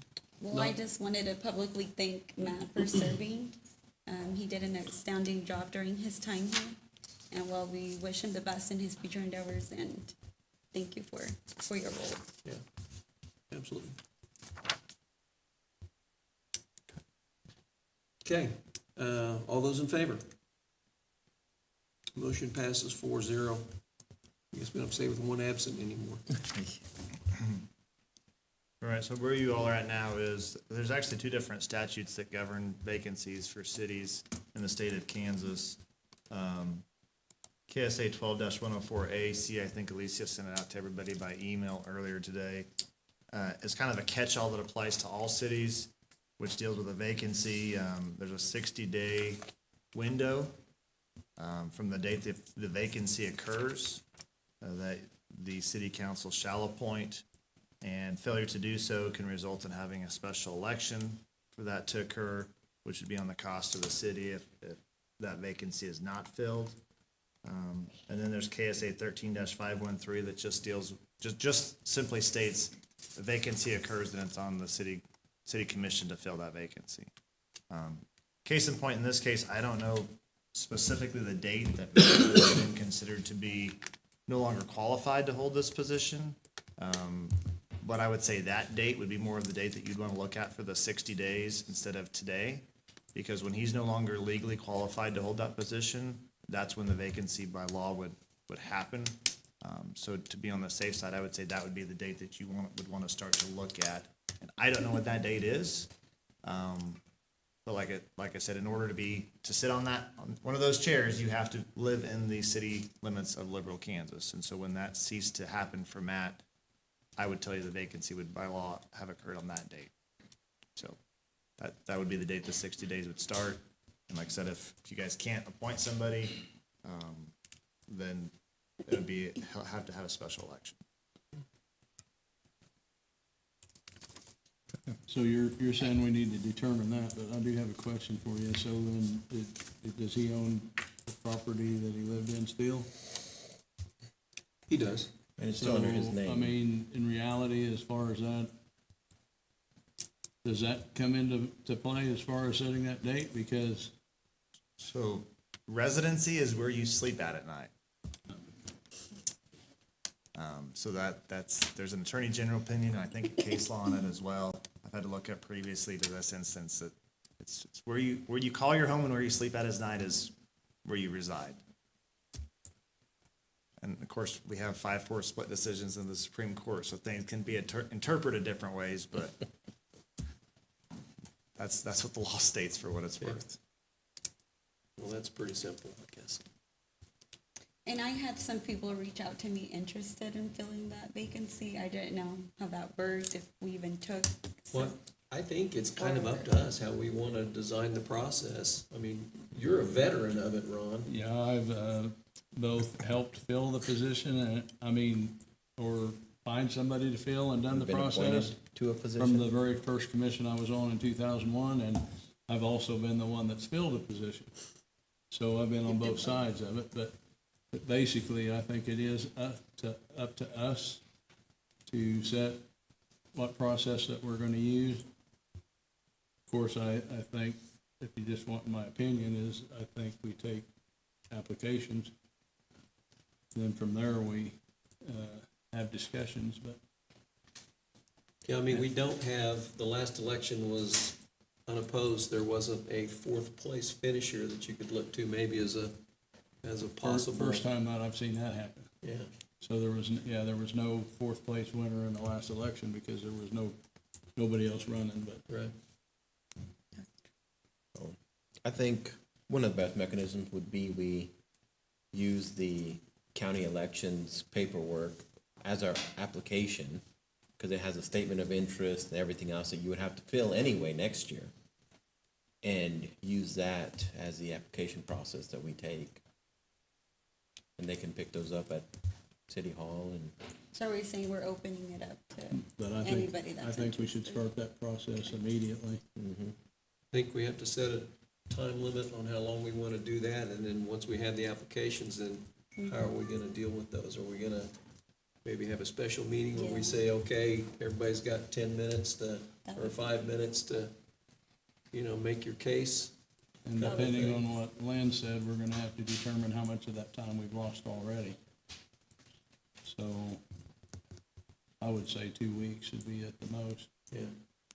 By the next meeting. I have no issues with trying to decide by the next meeting. Yeah.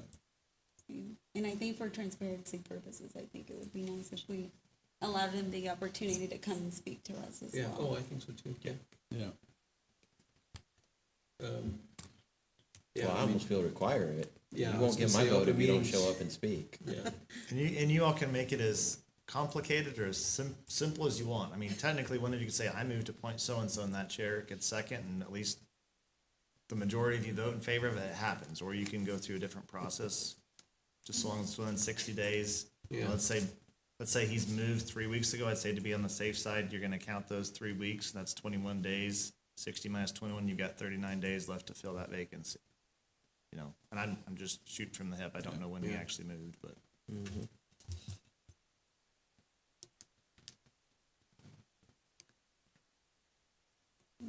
so today's the 14th.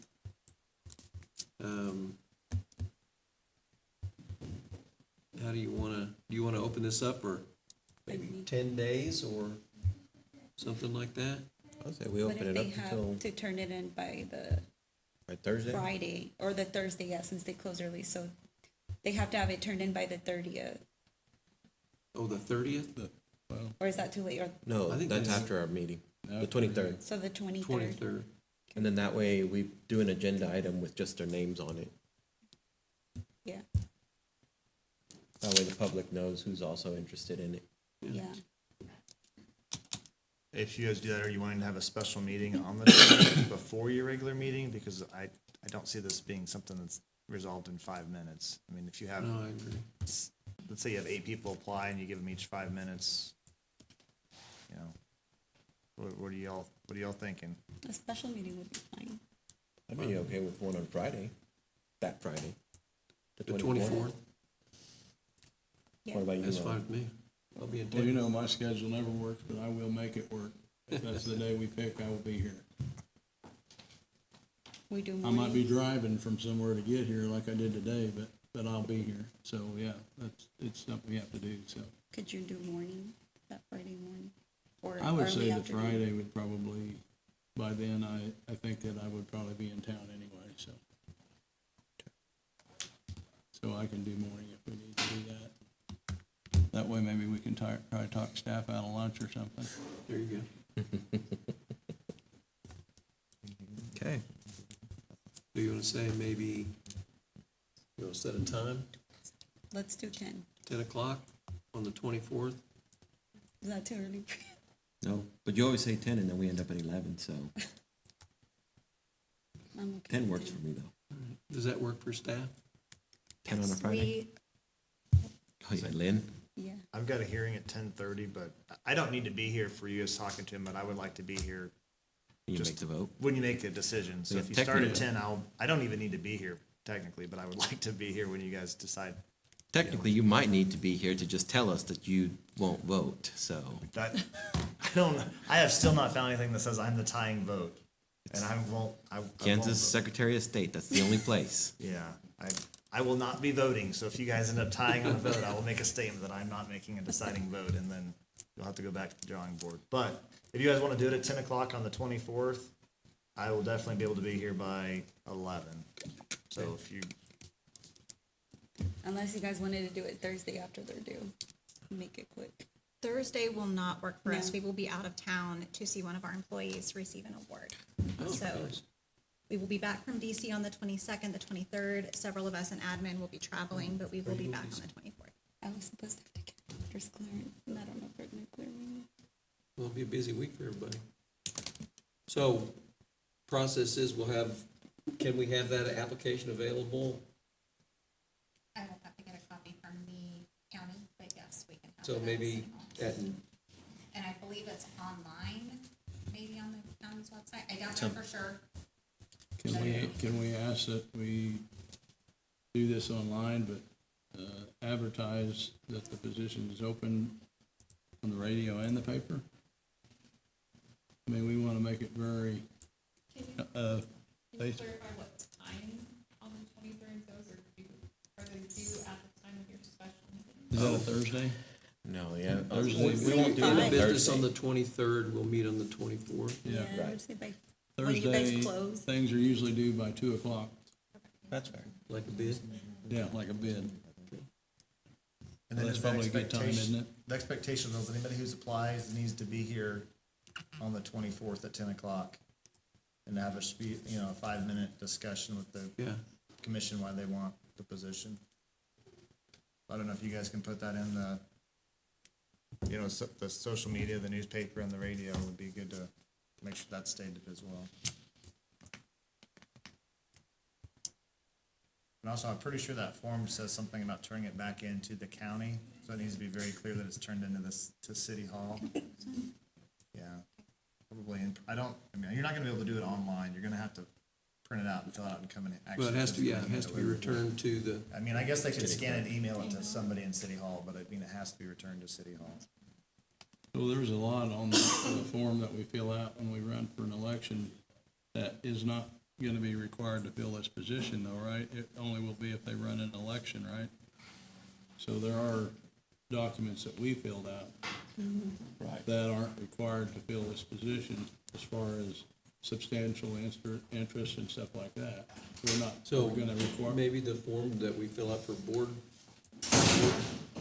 So more similar to the board appointments that we do internally? But that has no It's more substantial simple. interest or anything of that part. Right. Which is fine. Yeah, We can always ask that question. Sure. yes. Yeah. That would make it easier on you. Whatever you guys want it to say, we can make it. Right? Keep it simpler for you, and if we have questions we wanna ask them, we can do that.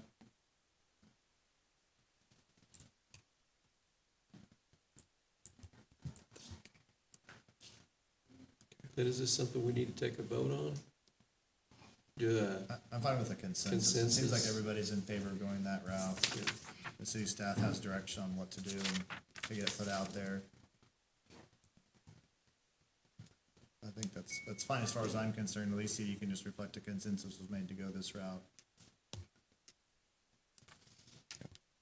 I agree. So when do we want to say those, do we need to say a point where those are available, those applications? Tomorrow. Yes. How long, Keely, to put together the application? I mean, the application already exists, so Okay. as soon as we put it out tomorrow. Okay, okay. Tomorrow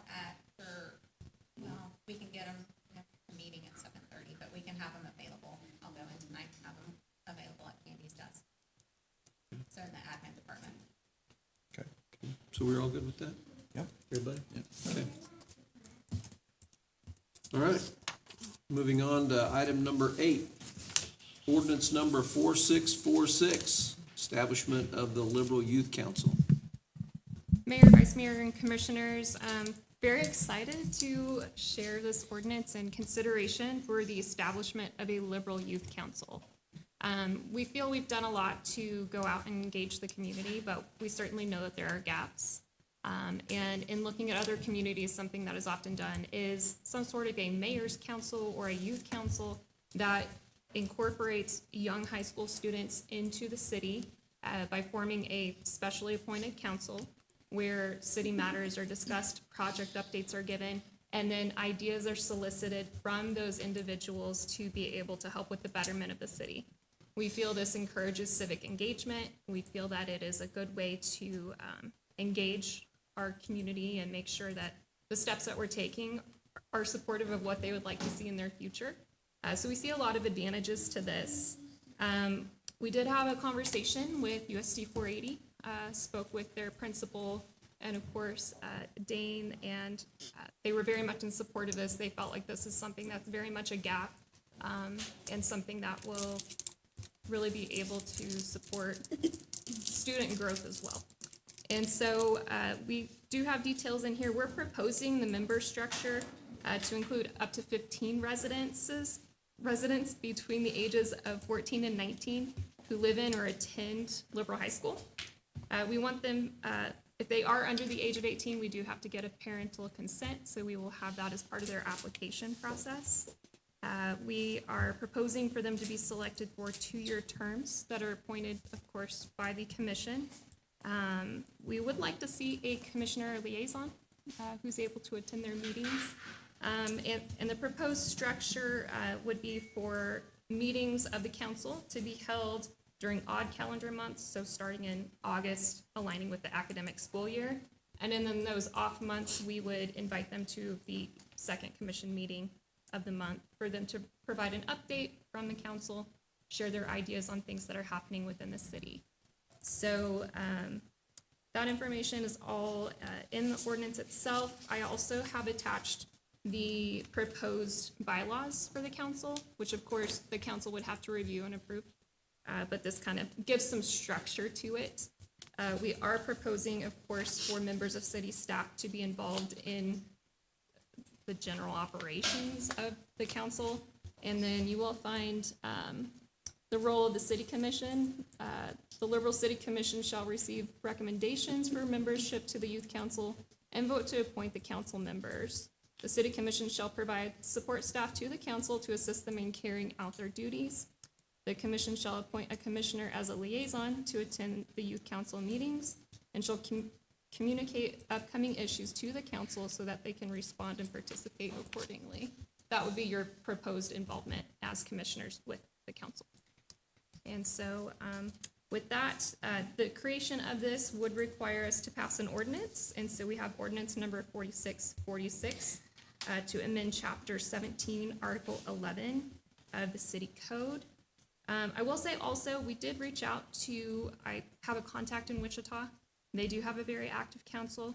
They have a very large council of 15 to 20 students, and it works well. So I was able to talk with them about some ideas for the formulation and ways to engage those students. So we are excited for the opportunity to do that.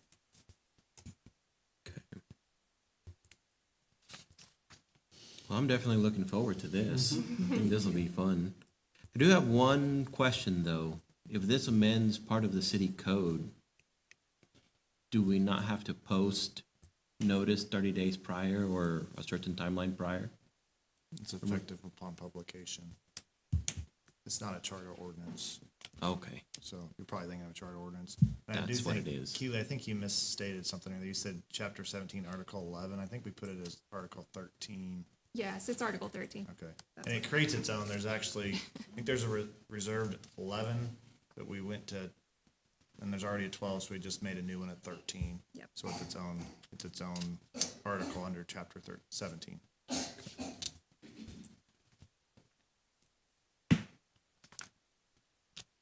I love the idea. I would hate to see it just be one commissioner as a representative. I'd like to see us Everyone's more share than, that they'd be an around a open little. meeting, Okay. so everyone's invited. And I think it would be nice too if we actually went out and presented, because I get a lot of questions from students. What is a commissioner? What do you guys do? Right. So like when we're introducing it, I'm volunteering all of us. We can all come out. Correct, right. And that's, And that's introduce the- ourselves. That's the goal, that's the intent, Yeah, so. yeah. Okay. But this is really good. Good job. I'm excited for this. Well, I make a motion, we approve ordinance number 4646, the establishment of the Liberal Youth Council. Second? Okay, we have a motion and a second. Any additional discussion? Okay, all those in favor? Motion passes 4-0. Thank you, Keely. Item number 9, ordinance number 4647, United Way temporary event permit. So Mayor, Vice Mayor, Commissioners, the Seward County United Way has requested a temporary event permit to sell and serve liquor during their Taco Libre fundraising event on Lincoln Avenue between 2nd Street and 3rd Street on Saturday, May 16th, 2026. As they've had in the past, this fundraiser will include vendor booths, food trucks, crafts, local businesses, agencies, live music, and family activities. The United Way has requested to sell and serve liquor at this event and will be responsible for obtaining their state and local permits upon approval of this ordinance. So this ordinance has to come first, then they submit that to the state, and then they come back and get their local permits from us. So they are doing this with enough advance notice, and I believe that Patricia is here. Yes, she is here to represent United Way. I did receive a handout or a flyer, so we're very excited. They have several sponsors, lots of events, vendors, live music. I think you have wrestling, Patricia? Okay, so a lot going on back in our common consumption area. This is why we established it, so that we could have these types of events with a little more ease. So we just need the commission to approve ordinance number 4647 to issue a temporary event permit to the United Way to allow those liquor sales and consumption during the Taco Libre fundraiser. Well, I'll make a motion, we approve ordinance number 4647. Second. Okay, we have a motion and a second. Any additional discussion or questions from staff? All right, all those in favor? Motion passes 4-0. Item number 10, ordinance number 4648, rezone 601 East 15th from R3 to C2. Mr. Mayor, Commissioners, the property is located at 601 East 15th Street, formerly the All Nations Church. It is currently owned by Seward County Community College, and they did apply to have it rezoned from R3 multifamily to C2 general commercial, just for the point of if they would decide to sell it, it would open up the number of buyers they could sell it to. This went before the Planning Commission February 12th and passed them unanimously. It does follow the intent in the future land use map of the comprehensive plan, the Launch Liberal 2035 comprehensive plan. And I will tell you, I've had no objections from the public in any form on rezoning this property. And I'm here to answer questions if you have them.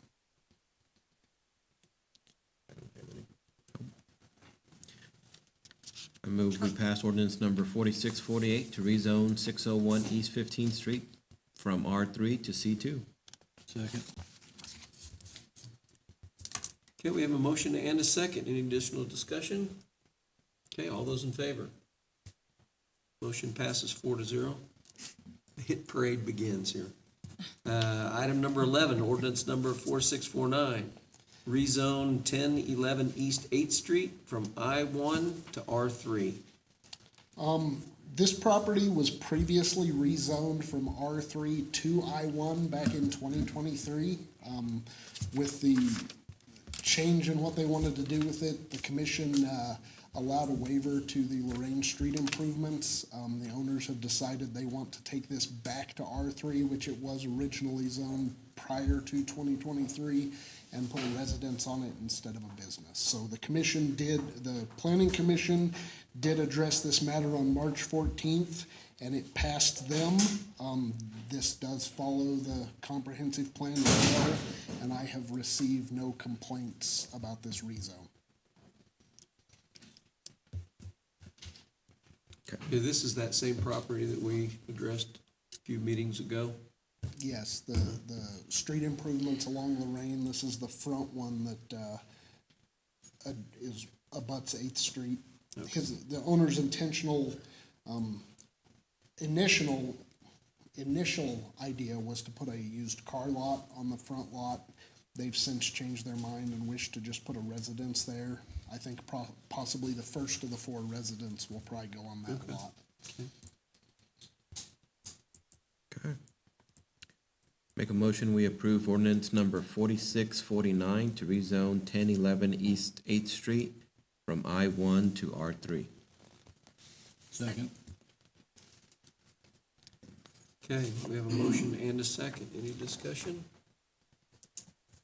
Okay, all those in favor? Motion passes 4-0.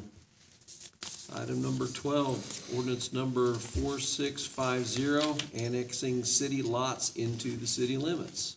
So the next 3 items are all tied together with the needed expansion of the cemetery and the land the city already owns north of the cemetery that we need to expand into. Brad is working on the plat for that. We need that to be annexed into the city limits. The way the city limits are laid out up there, it didn't make sense to only annex in the one little chunk. It made sense to annex in about a full 80 acres up there, which is 5 separate parcels. 3 of those parcels the city of Liberal owns.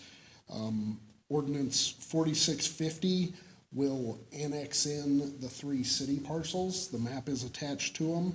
And then ordinance 4651 will annex in a 4th parcel, which is owned by Mr. Zamora.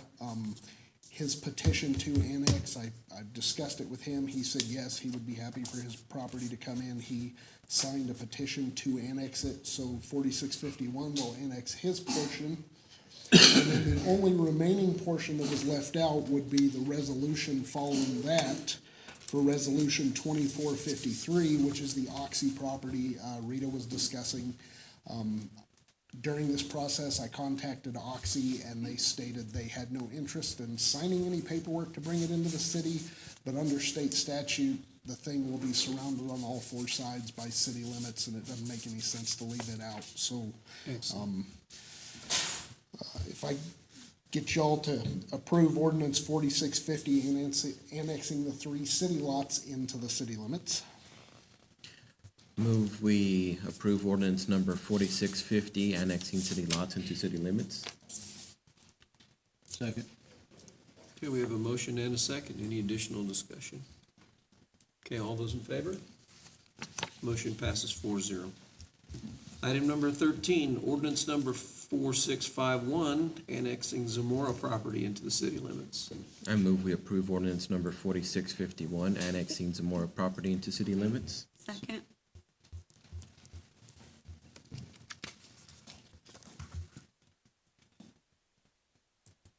I was just gonna see a map, okay, where that was, so. Any additional questions or discussion? Okay, all those in favor? Motion passes 4-0. Item number 14, resolution number 2453, setting the public hearing to annex certain properties into the city. I move we adopt resolution number 2453, setting a public hearing to annex certain properties into the city. Do they need to set the time and date of that? It's in the resolution It's already, in the isn't it? okay. Second. Okay, we have a motion and a second.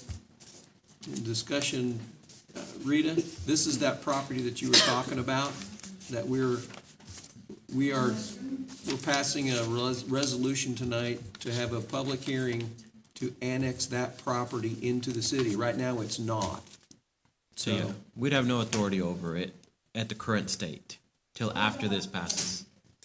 Is there any way in the meantime, that's gonna take a while, is there some way that you could put tell them we got 3 days to prepare, for the city do it and charge them for it? It's outside the city limits currently. Yeah, we can't do it because we have. Sorry. Fair warning, once it comes into the city limits, it will still be zoned agricultural, and we can only mow agricultural ground within 150 feet of an occupied residence. So even after we annex it in, I don't think we can mow it. We can have Rita set up a tent out there. Okay. So, okay, I'm sorry. Derailing thing. So we have a motion and a second. Any other discussion? Okay, all those in favor? Motion passes 4-0. Thank you. Thank you, Keith. Item number 15, railroad overpass bid. Mayor, Vice Mayor, and Commissioners, we do have another phase of our railroad development grant project that we would like to move forward with. The second phase is for environmental assessments. Environmental assessments are extremely technical. They must be carried out by professionals who do this for a living. And so this is another one of those that we will be reaching out and have reached out. We did put forth a request for proposals. 2 bids were received. So the scope of work for this portion of the project includes 5 different tasks. The first is biological resources, a report.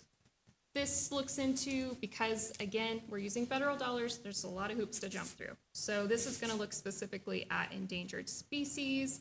What is the project impact on, what are the disturbance limits within the environment? And then also what does the hydrology look like and the impact on different species?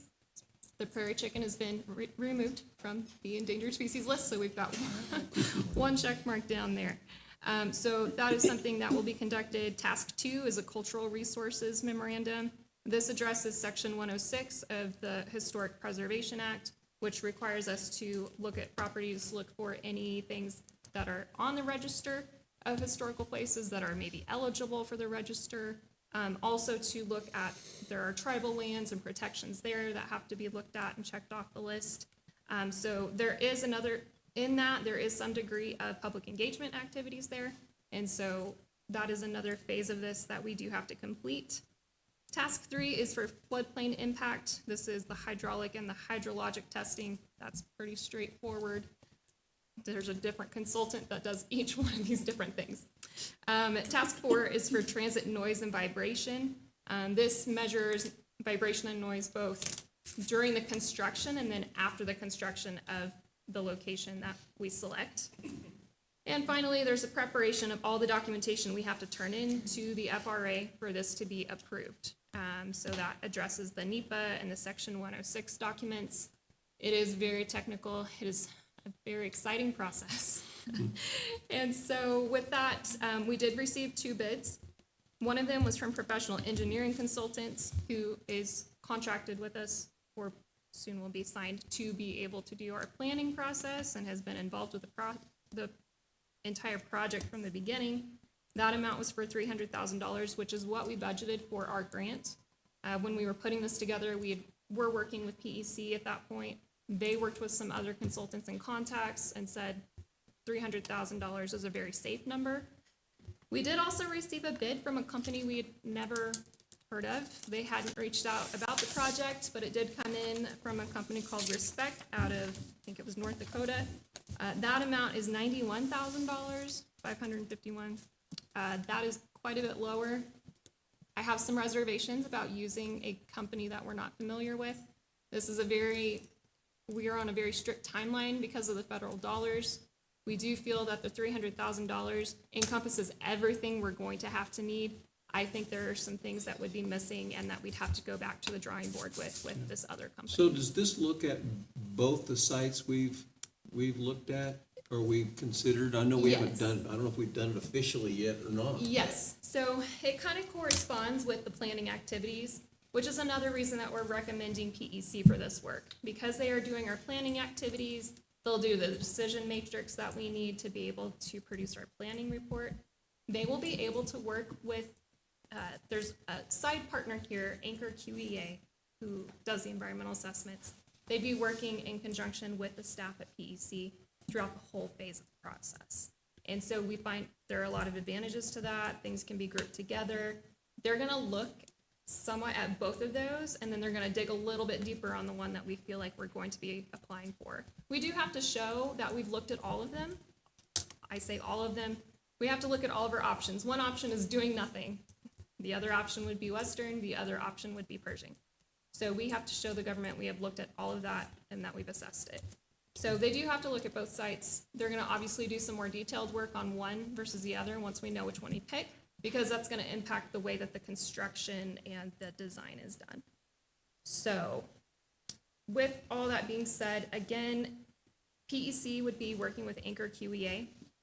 Their actual contacts, the people that would be assigned to this project, have actually reviewed NEPA Section 106 documentation for the FRA as consultants of the FRA. We feel very comfortable with them being a part of this process. In terms of the funding, we are reimbursed 80% of the cost by the federal government.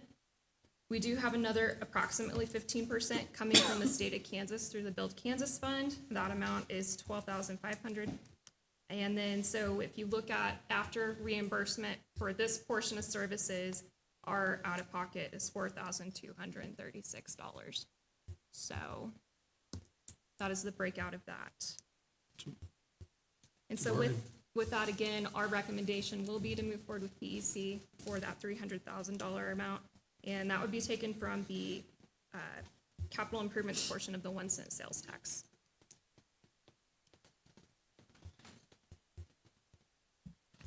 The entire scope of this is to have these activities completed around the end of the year.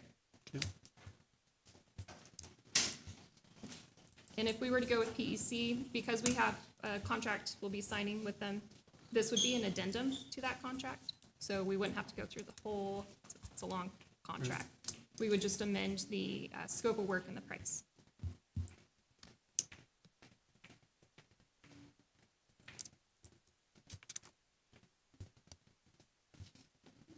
Any other questions for Keely? Jose, you're percolating. No, I don't really have lot of questions on this one. Just, did we have any conversation with that other company? They emailed me today to ask if it was being voted on. That is the only correspondence they've had with me.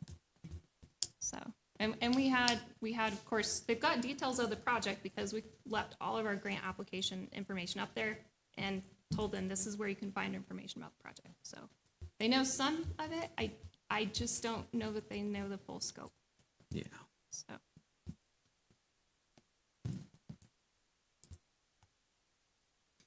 And their staffing levels and availability was not as high as It was PEC. 3 people. Yes. Oh, So PEC has a much more robust staff to assist.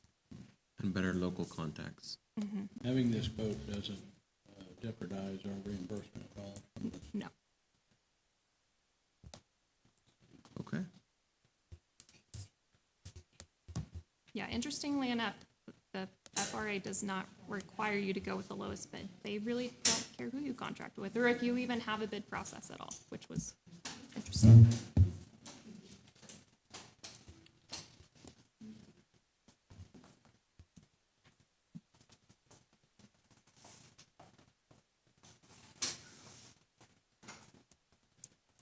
Any other questions?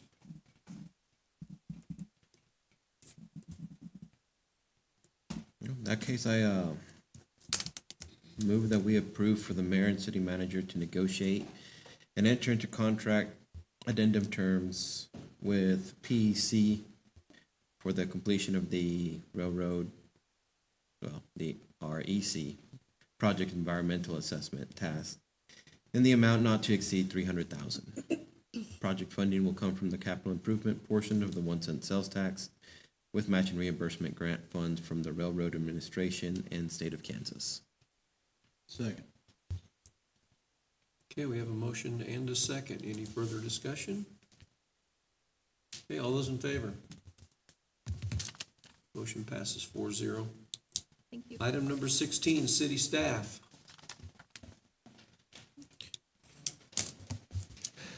Nothing? Brad, you always have things. That's all right. Join the club. Mr. Mayor, Commissioners, I'm here to, tonight to give you a little recap on a large event we had at the Air Museum on April the 1st. On October the 14th of last year, the Director of the Aviation Division of the Kansas Department of Transportation approached Brian Fornwald, our airport manager, and myself about hosting a career day for area kids from K through 12. And this is the first time that they have tried anything or wanted to work on anything like this in the entire western half of the state. So we accepted the challenge. They also wanted USD 480 to select a date in the spring semester, which USD 480 picked April the 1st, Wednesday the April the 1st, because there's generally no events in Kansas schools on Wednesdays. So we received that date the week of Christmas, and we proceeded from there. We invited approximately 170 schools from western Kansas, Oklahoma, Texas Panhandles, and Colorado. As a result of that, we had 20 public schools that participated in at least three private home schools, 496 kids in total. 11 of the schools were from Kansas, 4 of them were from Oklahoma, 3 were from Texas, 2 of them were from Colorado, and the rest were home schools. So a lot of these kids had very long bus rides. The longest bus ride was approximately 3.5 hours each direction. So very proud of that. We had 11 booths set up representing 14 different entities. Among those was Boeing Aircraft, Textron, Skydio, United Airlines, SkyWest, an FAA safety officer, the FAA drone investigating officer, KDOT's aviation division, LifeSave Air Ambulance. Jim Floyd represented aerial applicators. Kimberly Jenkinson is an airframe and power plant mechanic from Lakin, Kansas. She was there to talk about that. And she's also the president of the Kansas Association of Airports. And then also our local airport management, Brian and Bertha, were there. So I'm very proud of that. We had a lot of kids. I will tell you that every vendor who, after the event, came up to me and requested that we do this again. And the Boeing representative, by the way, told me that if they had a little bit more time to work on it, they would try to bring an airplane to the event. I'm not entirely sure they manufacture any airplane that can legally land on our runways because of the weight, unless they come here with almost no fuel aboard. But we'll see. Textron owns Beech Aircraft, Cessna Aircraft, Bell Helicopter, and a number of other companies throughout the United States. United Airlines sent one of their 10 regional directors to this event, and he brought a whole crew of people with him. SkyWest was obviously here. LifeSave brought one of their airplanes down and sent 3 crew members to talk to kids. And I will tell you that it went over extremely well. I could not have been more pleased. Even though we had 496 kids of various ages from all over this part of the country, everyone was very excited. The United Airlines representative came up to me and said, if you do this again in 6 months, we will be here. If you do it again in a year, we will be here. They all want to come back. Most of the schools that I talked to also were very interested in it. So I just wanted to let you know that it was very successful. That's awesome, Bob. Thank you. Any questions? No questions, just wanted to say thank you for all of your hard work and for spotlighting our Thank you. museum. And also, totally unrelated, but I think I should break the news to you today. I accepted a new airplane to the Air Museum this afternoon. We were offered a 7/8 scale replica of a very famous World War I fighter. This is a real airplane. It could fly if we wanted it to. We will not, however. But the nice thing about it, the gentleman who donated it to us today brought it to us. It can be broken down, put on a custom-made trailer, and hauled anywhere we want to take it and be reassembled. He specifically is hoping that we will do that someday with outreach events, and specifically wanted us to put kids in it to show them how airplanes work. So just want to let you know. Very excited about that. Great. Thank you. Yeah, thank you. Thank Thank you.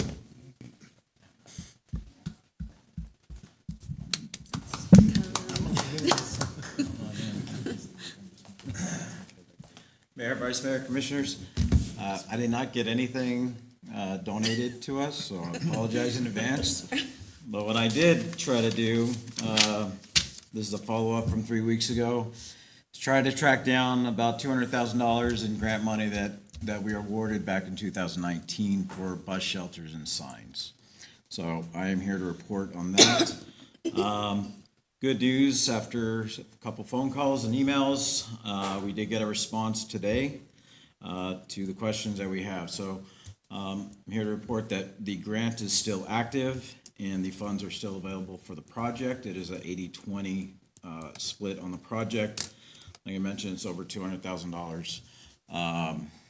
We initially, and this is, I think, at no fault to anyone on the staff, there was turnover of people that were involved in the project, and it got delayed. And so with that, we are picking up the slack. There were six specific locations that were identified for shelters.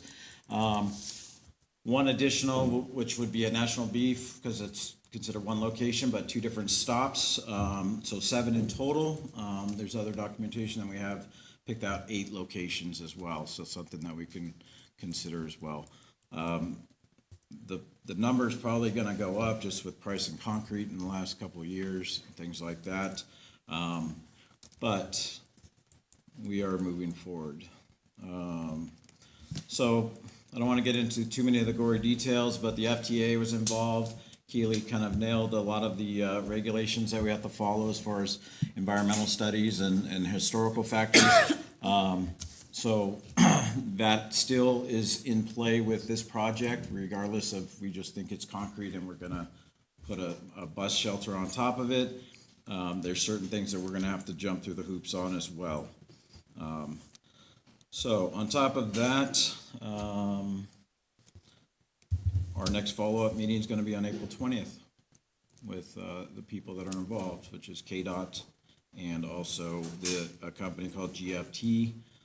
They were assigned to us through KDOT once the bid was dished out. So any questions, anything I missed? Will one of the shelters be at the health department? Correct, yes. There will be? Yes. Okay, good, because I know that there's been huge. And in need that there. in that situation, we have reached out and we've got authorization letters to put it on their property as well. Okay. And we're in the process of doing that through National Beef. And I think most of them are easement locations either way. But there's a couple that we want to explore, like Dillon's in that area as well, so. And we've carried that budgeted item year after year. So it is sitting in EcoDepot Public Transportation for 48,000 for a portion. So it's good. Okay, awesome, great. And I know another area, I don't know if this falls more on the hospital, but the hospital's another one where people stand out. I want to say the hospital is on the list, or it's on that top 10 list, but I can look into that as well. Okay. It's just a lot of people who stand outside. I was just telling Steve on the way to the meeting tonight, driving down Pershing, there were two people just standing next to the sign waiting for the bus to show up. Yeah. They're needed. Any other questions on that? Thank you for all the work. Okay. Finding Yeah, it. thank you, Steve. Just so you guys are aware, we do have a tenant upstairs at the Greer House. It's in youth empowerment group. They operate like a truancy type organization. And then we are still working out negotiations with a restaurant for the lower half. So we have some things in the works with that as well. Very Thank good. you. Thanks, Steve. Scarlett, I have a question. Did we have the work session live streamed? Yes, So that was live streamed? yes, we did. Okay. Otherwise, I was gonna ask during this if we could have one of the representatives from the PD kind of recap what was discussed there, but We did live stream it. We felt it was important. Okay. due to the messaging. perfect. I mean, what we can, I would say if We could can do have it them again, set back we up. could, yeah. Because you had a whole crowd here just for that, but Yeah. I don't think they understood like when they needed to get up or like to speak. A lot of them, it was their first time. Sure. Yep. would you like for them to step back up? Take a check? Yeah, I would just like to really point out that HB 2372 is not something locally that we've done. That's the thing it's been passed through the state. It has nothing to do with the city. I just think that there's kind of a misconception there. Sure.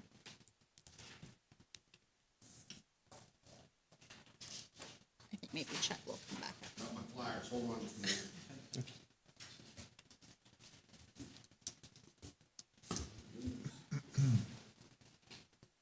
No, and I imagine a lot of people are still interested too in the future of the driver's license check lane, so.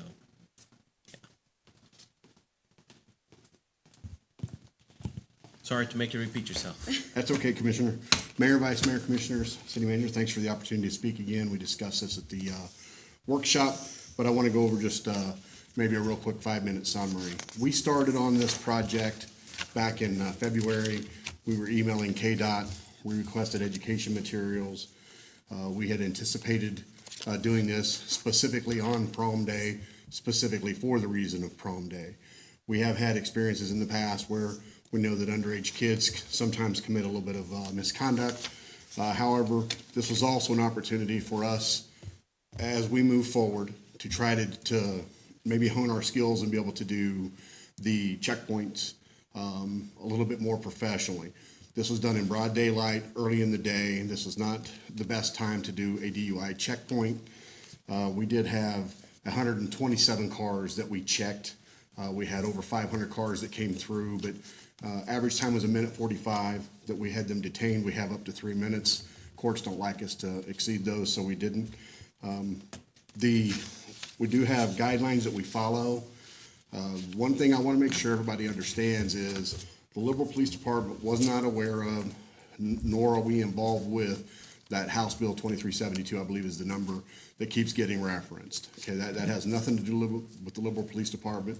As far as I'm concerned, for the 3 years I've been here, we've never tried to do anything with immigration that I've been made aware of. So we did do the check lane. We had one younger gentleman really kind of got insistent about asking why we were doing it. Once it was explained, he said, "Oh, that makes sense to me," and moved on. We've received no complaints. A lot of comments on social media, I understand, but we've received no official complaints about it. And, for those that did end up actually going through, overwhelmingly polite, professional with their interactions with the PD staff. So we do thank the community in regards to that. I heard somebody mention the location from south to north.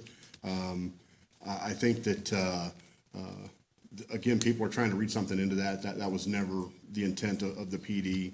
Had no bearing on what we were doing. We just didn't have enough staff to stop both sides. And one last thing, this funding came from a state grant that we received, and we have not been in a position with our staffing over the last few years. I've only been here a little over 3 years, where we were able to do this. Our current staffing on the street, we don't have a lot of time for proactive activity. This was a great opportunity for us to do some of this, and we did a multitude of things, up to and including, we didn't just do the checkpoint. We did a speeding, we called it the LiDAR assignment. We did a seatbelt check, seatbelt spotter assignment that we had done, and then a DUI saturation patrol as well. So this was a multifaceted event. The checkpoint is the only portion of that requires public notification. That's why we put that out in the public notice. And again, I think some people may have read some things into there. It was unfortunate timing. We had no idea that the state was going to override the governor's veto of that HB 2372. So that was just unfortunate timing. That had no bearing on the Liberal Police Department. Questions? I think the only question that a lot of the public, and you addressed it in the last time, is the local PD, do they ask your immigration status? No, we do not. We don't address immigration. If somebody would have came through our line, let's say that they questioned their own legal status with their documentation. I know that some of the commenters had stated that even people that are here on work visas may question their status or were concerned that they may get caught up in that. That would not have been a question that we asked. Would have been a citation for the no driver's license, and they would have been on their way. Okay. Thank you very much, Chief. Welcome. Thank you. Thank you.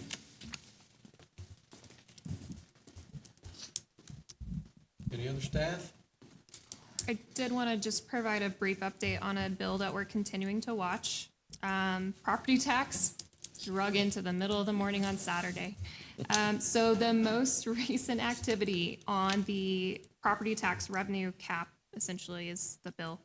It's HB 2043 now. It's gone through 3 different packages and names, continued to evolve. So where we're at now is that this is on the governor's desk again. It was overridden already. Now it's back. They came through, made some changes. Now it goes back to the governor. In the language currently, it would limit our annual spending increases by local government to 3% or the inflation rate, whichever is lower. So could be lower than 3%. If we're exceeding the maximum rate, 10% of local voters in the last Secretary of State election can petition to block the increase, which would force us back to the prior year budget.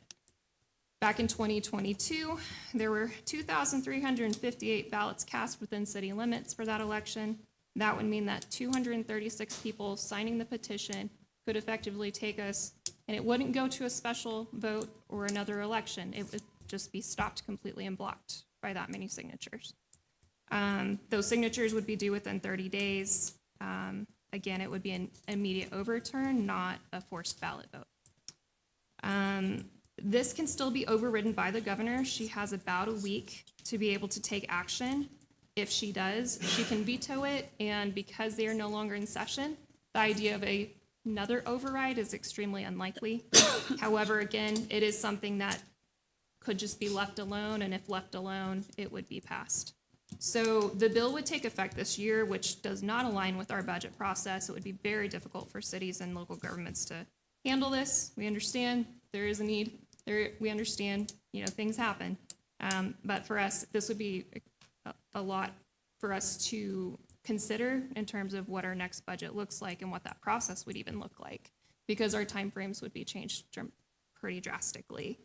The other concern that we do have, of course, is that there's more than one local taxing entity. And so people who are receiving notices that say, if this entity wants to increase by more than this %, here's where you can go sign a petition. That person gets to the petition site and they say, well, I want to sign all the petitions. So there could be some overlap in people's perception of which taxing entity they're trying to protest. So of course, we've got concerns about that. So we'll continue to watch this. Again, we don't know what that could look like. I think for the most part, we're falling within those guidelines as it is on a consistent basis. It does limit us in the future if something major were to happen, we were to have a significant increase that was beyond that. So again, we'll see what happens within the next week. So just wanted to give everyone an update. That's where we're at. Thank you, Keelan. Any other staff? All right, item number 17, city manager's report. Okay, so Mayor, Vice Mayor, Commissioners, thank you once again for a productive work session today. We definitely do not sign up for public service because we think it will be easy. We know that leadership comes with a heavy cost, and we take that very seriously. But we live in a great community. I was born here, raised here. I love it, and I've stayed all this time. We want it to be happy, healthy, and safe. And we appreciate the constant work of first responders, and we will continue to provide support to them, but we will listen to the public and we will make adjustments where needed. So thank you to everybody who came tonight, being a part of local government in action. We do like to see people at our meetings. So thank you, all of you, and we're very excited about engaging with our youth in the Youth Council. Keely and I have talked about how fun it will be to have those fresh perspectives on life and what they foresee for the future of Liberal. So we cannot wait to get that started. We do look forward to traveling to DC next week and meeting with our legislators. Some key areas in the past couple of weeks that we've talked about that we want to zone in on are the continuance of the EAS funding at our airport. We want to make sure other transportation funding items are out there and available to us, and we definitely want to discuss immigration reform with specific focus for me on the latency of our DACA paperwork for our employees. So while we're there and in front of people, we want to ask those questions and get some answers. So that's why we go. That's why we spend those funds and get in front of the people that can help us and make sure they know who we are and where we're from. So that's all I have for tonight. Okay, thank you. Item number 18 is items from commissioners. Can you go first? Me? Yeah. Okay, I have a list. I'll try to make it fast since I know this meeting's long. The first thing is I was just wondering if we could look into the Red Ruby slipper. I actually passed by there a week ago and it's looking pretty orangey. So I don't know if we have any warranty coverage or anything. We do. Okay, we do. Okay, good. There have been discussions, and we haven't quite gotten to the solicitation of a vendor yet, but I think we're definitely on it, and we will have it corrected. Okay, thank you. Number 2 would be the discussion between the slogan and the logo. So this initiated a while back when we first got on the commission. The whole goal was to try to have a more modern look for the city of Liberal. I do want to advocate as a marketing specialist just because that's my job. The slogan and the logo are separate. There's different contexts where when you use different versions, we're all about keeping the slogan because it's adding to the messaging, but it's not the true identity. The identity is the logo, but the slogan is just added messaging to it. And I just feel like, strong brands don't have slogans on everything. McDonald's doesn't have "I'm loving it" on everything, or Apple doesn't have their slogan on everything. There's just a context and place when you use the slogans. Like I said, the slogan is extra messaging, but not the identity. And I just think that we need to be flexible with it, because if we just stick to that, the slogan needs to be on the logo for everything, it can actually take us backwards to the original goal that we were trying to originally create. If you have the slogan on everything, for example, if it's like a tiny little infographic, it's going to look cluttered. It's going to be really hard to read on small print on things that are small sizes. And you really also lose like compact, and it gets distorted when it gets scaled down. So I just think there's like a time and place when you use the slogan. I don't think it necessarily needs to be on everything. Now, of course, things that are larger, visual, signs at the park, at the city, when we have the vision statements, letterheads, that's understandable, but like there's certain apparel that you just won't be able to put it on because it's just too small to print. But that's just, from the hospital perspective, I don't sit there and put, quality healthcare close to home on everything, because the slogan is just added messaging. It's not the full identity, but that's just where I stand, because that's what I went to school for, and I've done a lot of research and work on this.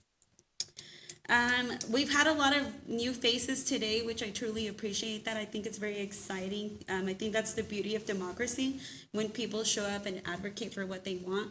But I do want to thank people who have came to our meeting and have been patient, because our meeting's getting pretty long, but we do appreciate. I know there was a few more individuals that wanted to speak that didn't get the chance to speak. If you want to come up.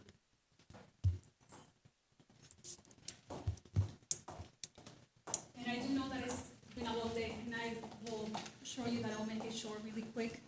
And again, thank you for allowing us to speak. And again, this is regarding about the checkpoints during the weekend. And I do want to start by saying that make it clear that, again, we're not asking the police department to not do its job, and we are thankful for the service that you do, and mainly also having the posture of saying that, again, considering, again, knowing that there's a lot of fear in our community, and if the police department works with ICE, it will create a lot of fear in our community. But again, making it clear, we're not asking the police department to stop doing its job. However, we also want to make it clear that at this time, again, like it was mentioned, due to the current political climate, both federal and state policies, community-wide driver license checkpoints can do more harm than good. There's a lot of fear in the immigrant community. Our community includes many immigrants, just like myself. The concern is that this type of license enforcement events can create even more fear and mistrust. Even if you have a driver's license, we need the majority of our community to trust law enforcement. If the trust is replaced with fears and mistrust, it affects all of us. Why? Because if a crime occurs, we want people to feel safe to report it. We want them to feel comfortable being part of keeping our community safe. It is the goal. If the goal is education and awareness about safe driving, or about importance of having driver's license, there are organizations and groups, more than one, that would be willing to collaborate and help. And if we want fewer people driving without license, then let's address transportation barriers. What about creating safer routes for walking and biking? I am happy to hear that we will have some of the bus shelters potentially installed later in our community, because again, when we talk about, okay, don't drive, but then let's talk about some of the barriers that we have when it comes to transportation, because again, sometimes waiting out in the sun for a long time is not easy. Again, not all the destinations are walking distance. So the point here is that there are many other ways that we can approach the issues, again, for the good of the community. Because as a reminder, people who live in our community, regardless of their status and whether they have a driver's license or not, they are still part of the community. They shop here, they work here, they pay taxes, and they contribute in many ways. So again, to finalize, let's work together, not against each other, and working with a community rather than just putting fear into it. So again, thank you for working with us, and I know that I understood that it was not the time, and there was grant money that was being utilized, but I hope again that if we're thinking about community safety, we think about other ways rather than doing this that will create, again, more fear in our community. And again, at the end of the day, we want our community to trust and work with the police department as well. So that's all I have, and thank you again for your time. Thank you. Yes, sorry, I apologize. My name is Clarissa in Carrillo, and my address is 1681 North Calhoun, here in Liberal. Yes, thank you. Thank you. Anybody else? I know there was a few individuals, but they had to leave. Well, I know immigration can be a very sensitive subject, but I do want to stress that it's important that we keep open lines of communication. I know there was a perception of things were done for a certain reason, but that may not always be the case. So I think that's why it's important that people can come and express their concerns, but at the same time, we can clear up the misconceptions and have those open lines of communication, and just understand that our police department is here to protect. And regardless of your immigration status, they're here to help you and keep you safe. Not done, almost done though. I want to thank the museum for their career expo. I know that was very successful. I saw pictures. I think it's very exciting that we have people traveling from that quite a distance just to come see our museum. So thank you for your hard work on that. Happy birthday, Liberal. Yesterday was Liberal's birthday, which is a big deal. I'm proud to call Liberal my home. I still think it's the friendliest city in the nation. It's given me and my family a lot of opportunities, and so anytime there's a chance to showcase or brag about Liberal, I do. So I did want to point out happy birthday, Liberal. And thank you for the work on the bus shelters. Those are very much needed. I've actually even just gone out just to kind of observe, and I know there's a big need, especially when it's raining and it's cold, so appreciate that. I'm excited about the Liberal Youth Council.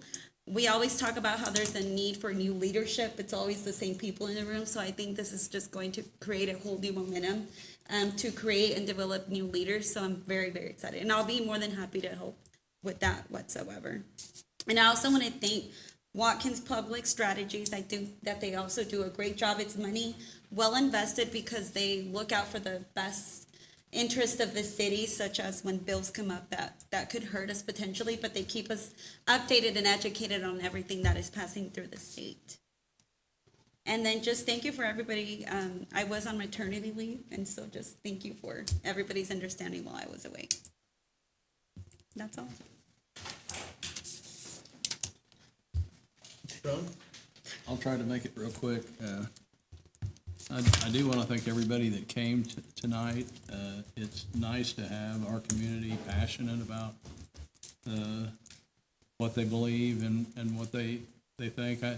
I know sometimes there's misunderstandings that we have more power than we do, and we probably should have, because I think we could probably solve immigration.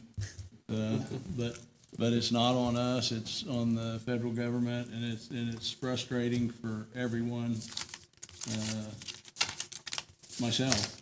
And it'll be interesting to see if we can make any progress in Washington. But we do want to thank everybody that's passionate about their community, because it's important.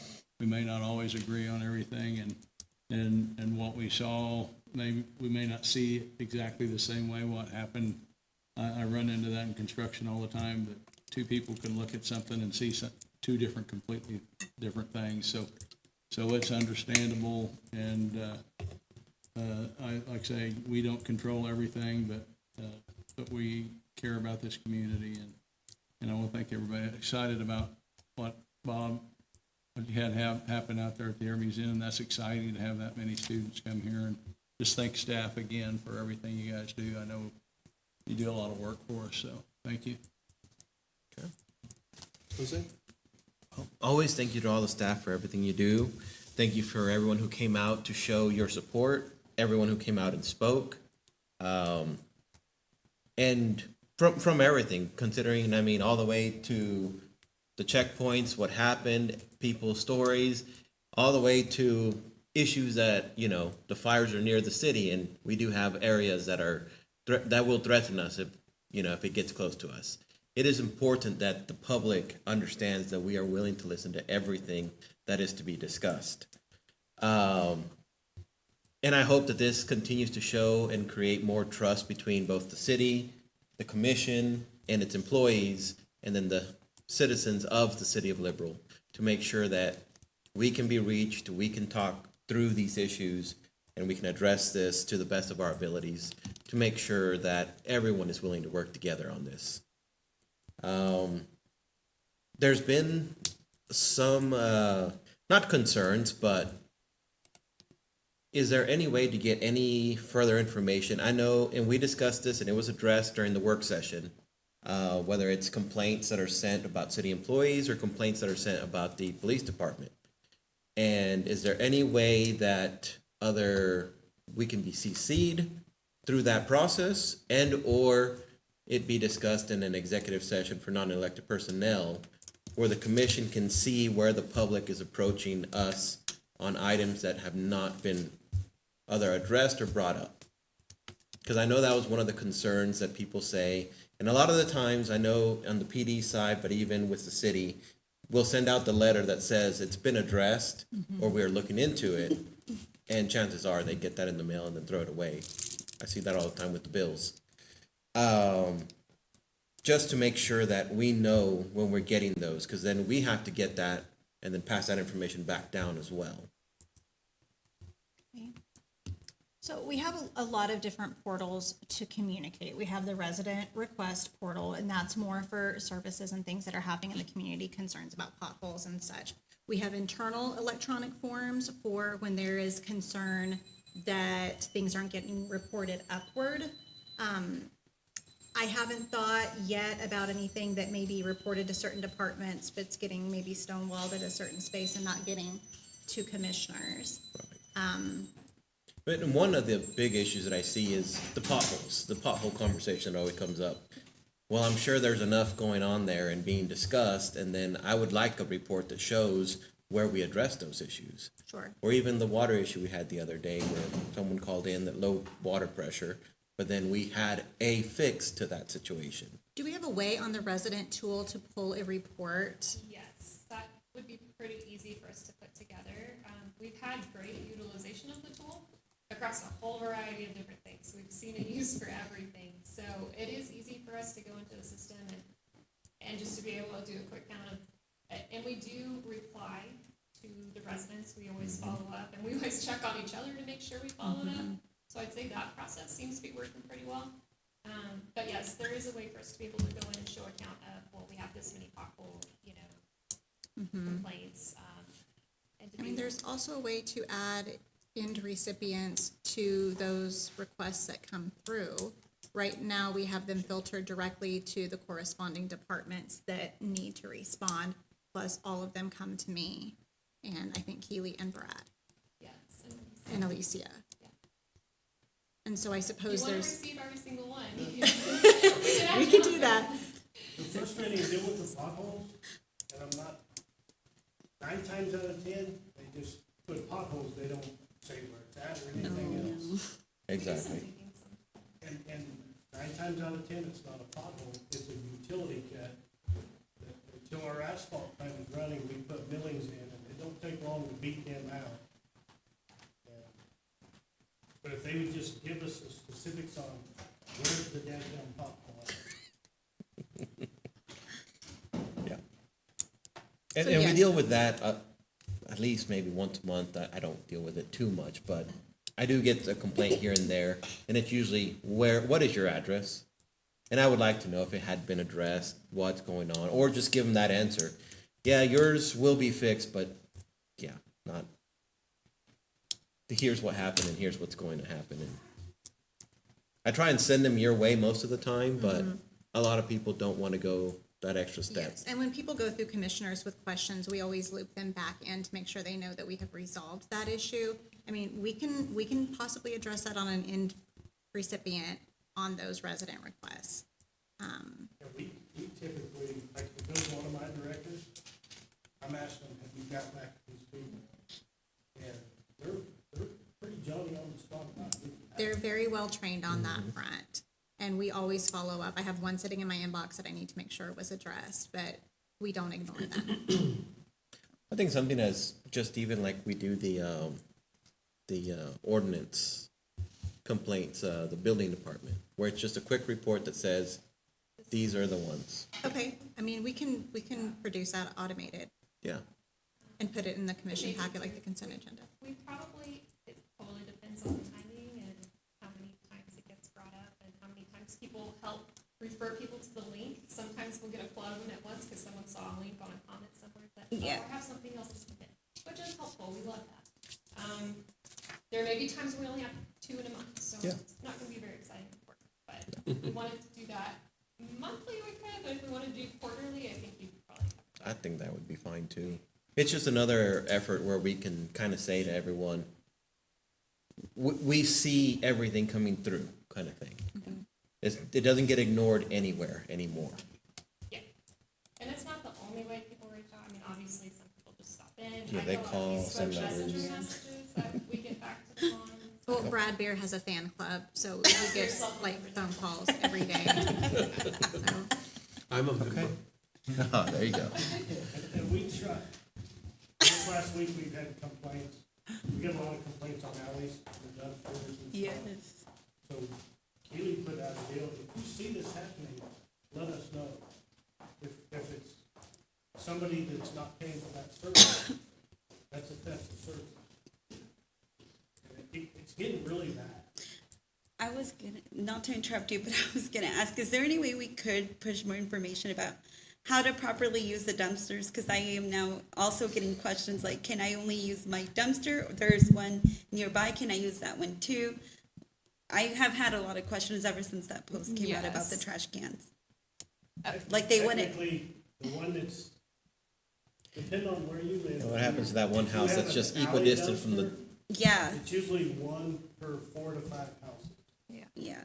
But they are only allowed to use that one, not the one nearby. Yeah, I but just didn't know how to If you carry answer your that. trash down and put it in the next dumpster, nobody's, as long as you put it in the dumpster, don't just wing it up and throw it on there. right. If you're producing a lot of trash, you're remodeling your house and you're just throwing everything into the dumpster and you've filled half it up, don't do that. Like, that's what we're asking people to do. We had a different message, and then we scrapped that one and went with the one we put out, just to try to stop it on the front end. Yeah. Because it does get very weird on the other side. And breaking down boxes, that's another one. Yeah. And if you need an extra dump for some reason, we're more than happy to send it out there and dump them. Oh, let them know. So, and the reason that one would come up would be, the holiday times. After the holiday, you get a lot of those dumpsters full because people had parties and family over and all that. Yeah. It's okay for them to do kind of an extra call. I think it just, they're asking because it's summertime and people start cutting their grass and their dumpsters get full easier and you have, there's just this neighborhood who has an issue with that. Yeah, we get that. And just one thing, I think we have several departments that have logbooks. I mean, I remember Kent McCarter had a little black book that he carried around, and he logged every single call. We have a lot of people who do that. It might be possible to incorporate those things into our Atlas dashboard, where we can then generate reports from that point. Because we have all of these guys that work out in the field, they're in the street department, parks, building maintenance, and they're not really on computers all the time. So we could see if there's a way to import that. And But- like Macario, I mean, he's out in the field all the time. People will call me, and I've called him 10 times more. He don't sit behind his desk. If you leave a message, he will get back to you. But if you call and just leave nothing, I mean, he can't get back to somebody he don't know the contact information. Okay, that's all I had to say. All right, thanks. Thank you. Okay, we're in excess of an hour and 45 minutes, so I will keep mine short. Thank you to staff, everybody, we appreciate it. The citizens who showed up tonight, and thank you, Gold Stars, for you guys who've hung through the whole meeting. Appreciate seeing faces that don't belong to staff. So thank you for coming, thank you for participating, we do appreciate it. Happy birthday, Liberal, 138, 36, 138? Yeah. 38, right? You don't look a day over 100, in my opinion. Thank you to Matt Landry for his service. I don't know if he's watching, but we appreciate that. And the two things I think are the greatest that came out of this meeting were the youth council. I think that's awesome. And Bob, your event, I know someone suggested it, but someone out there, Museum U and your staff, picked it up and ran with it. And having 500 kids there is, especially on a first effort, is amazing. So anyway, that's all I've got. For the future, if the council president gets to be 18 or 19, we'll appoint them for any future empty seats. That's what we need them created for. the pipeline. All right. Okay, item number 19, vouchers. Make a motion that we approve the vouchers in the amount of $2,049,940.19. Second. Okay, we have a motion and a second. Any discussion? Okay, all those in favor? Motion passes 4-0. We're adjourned.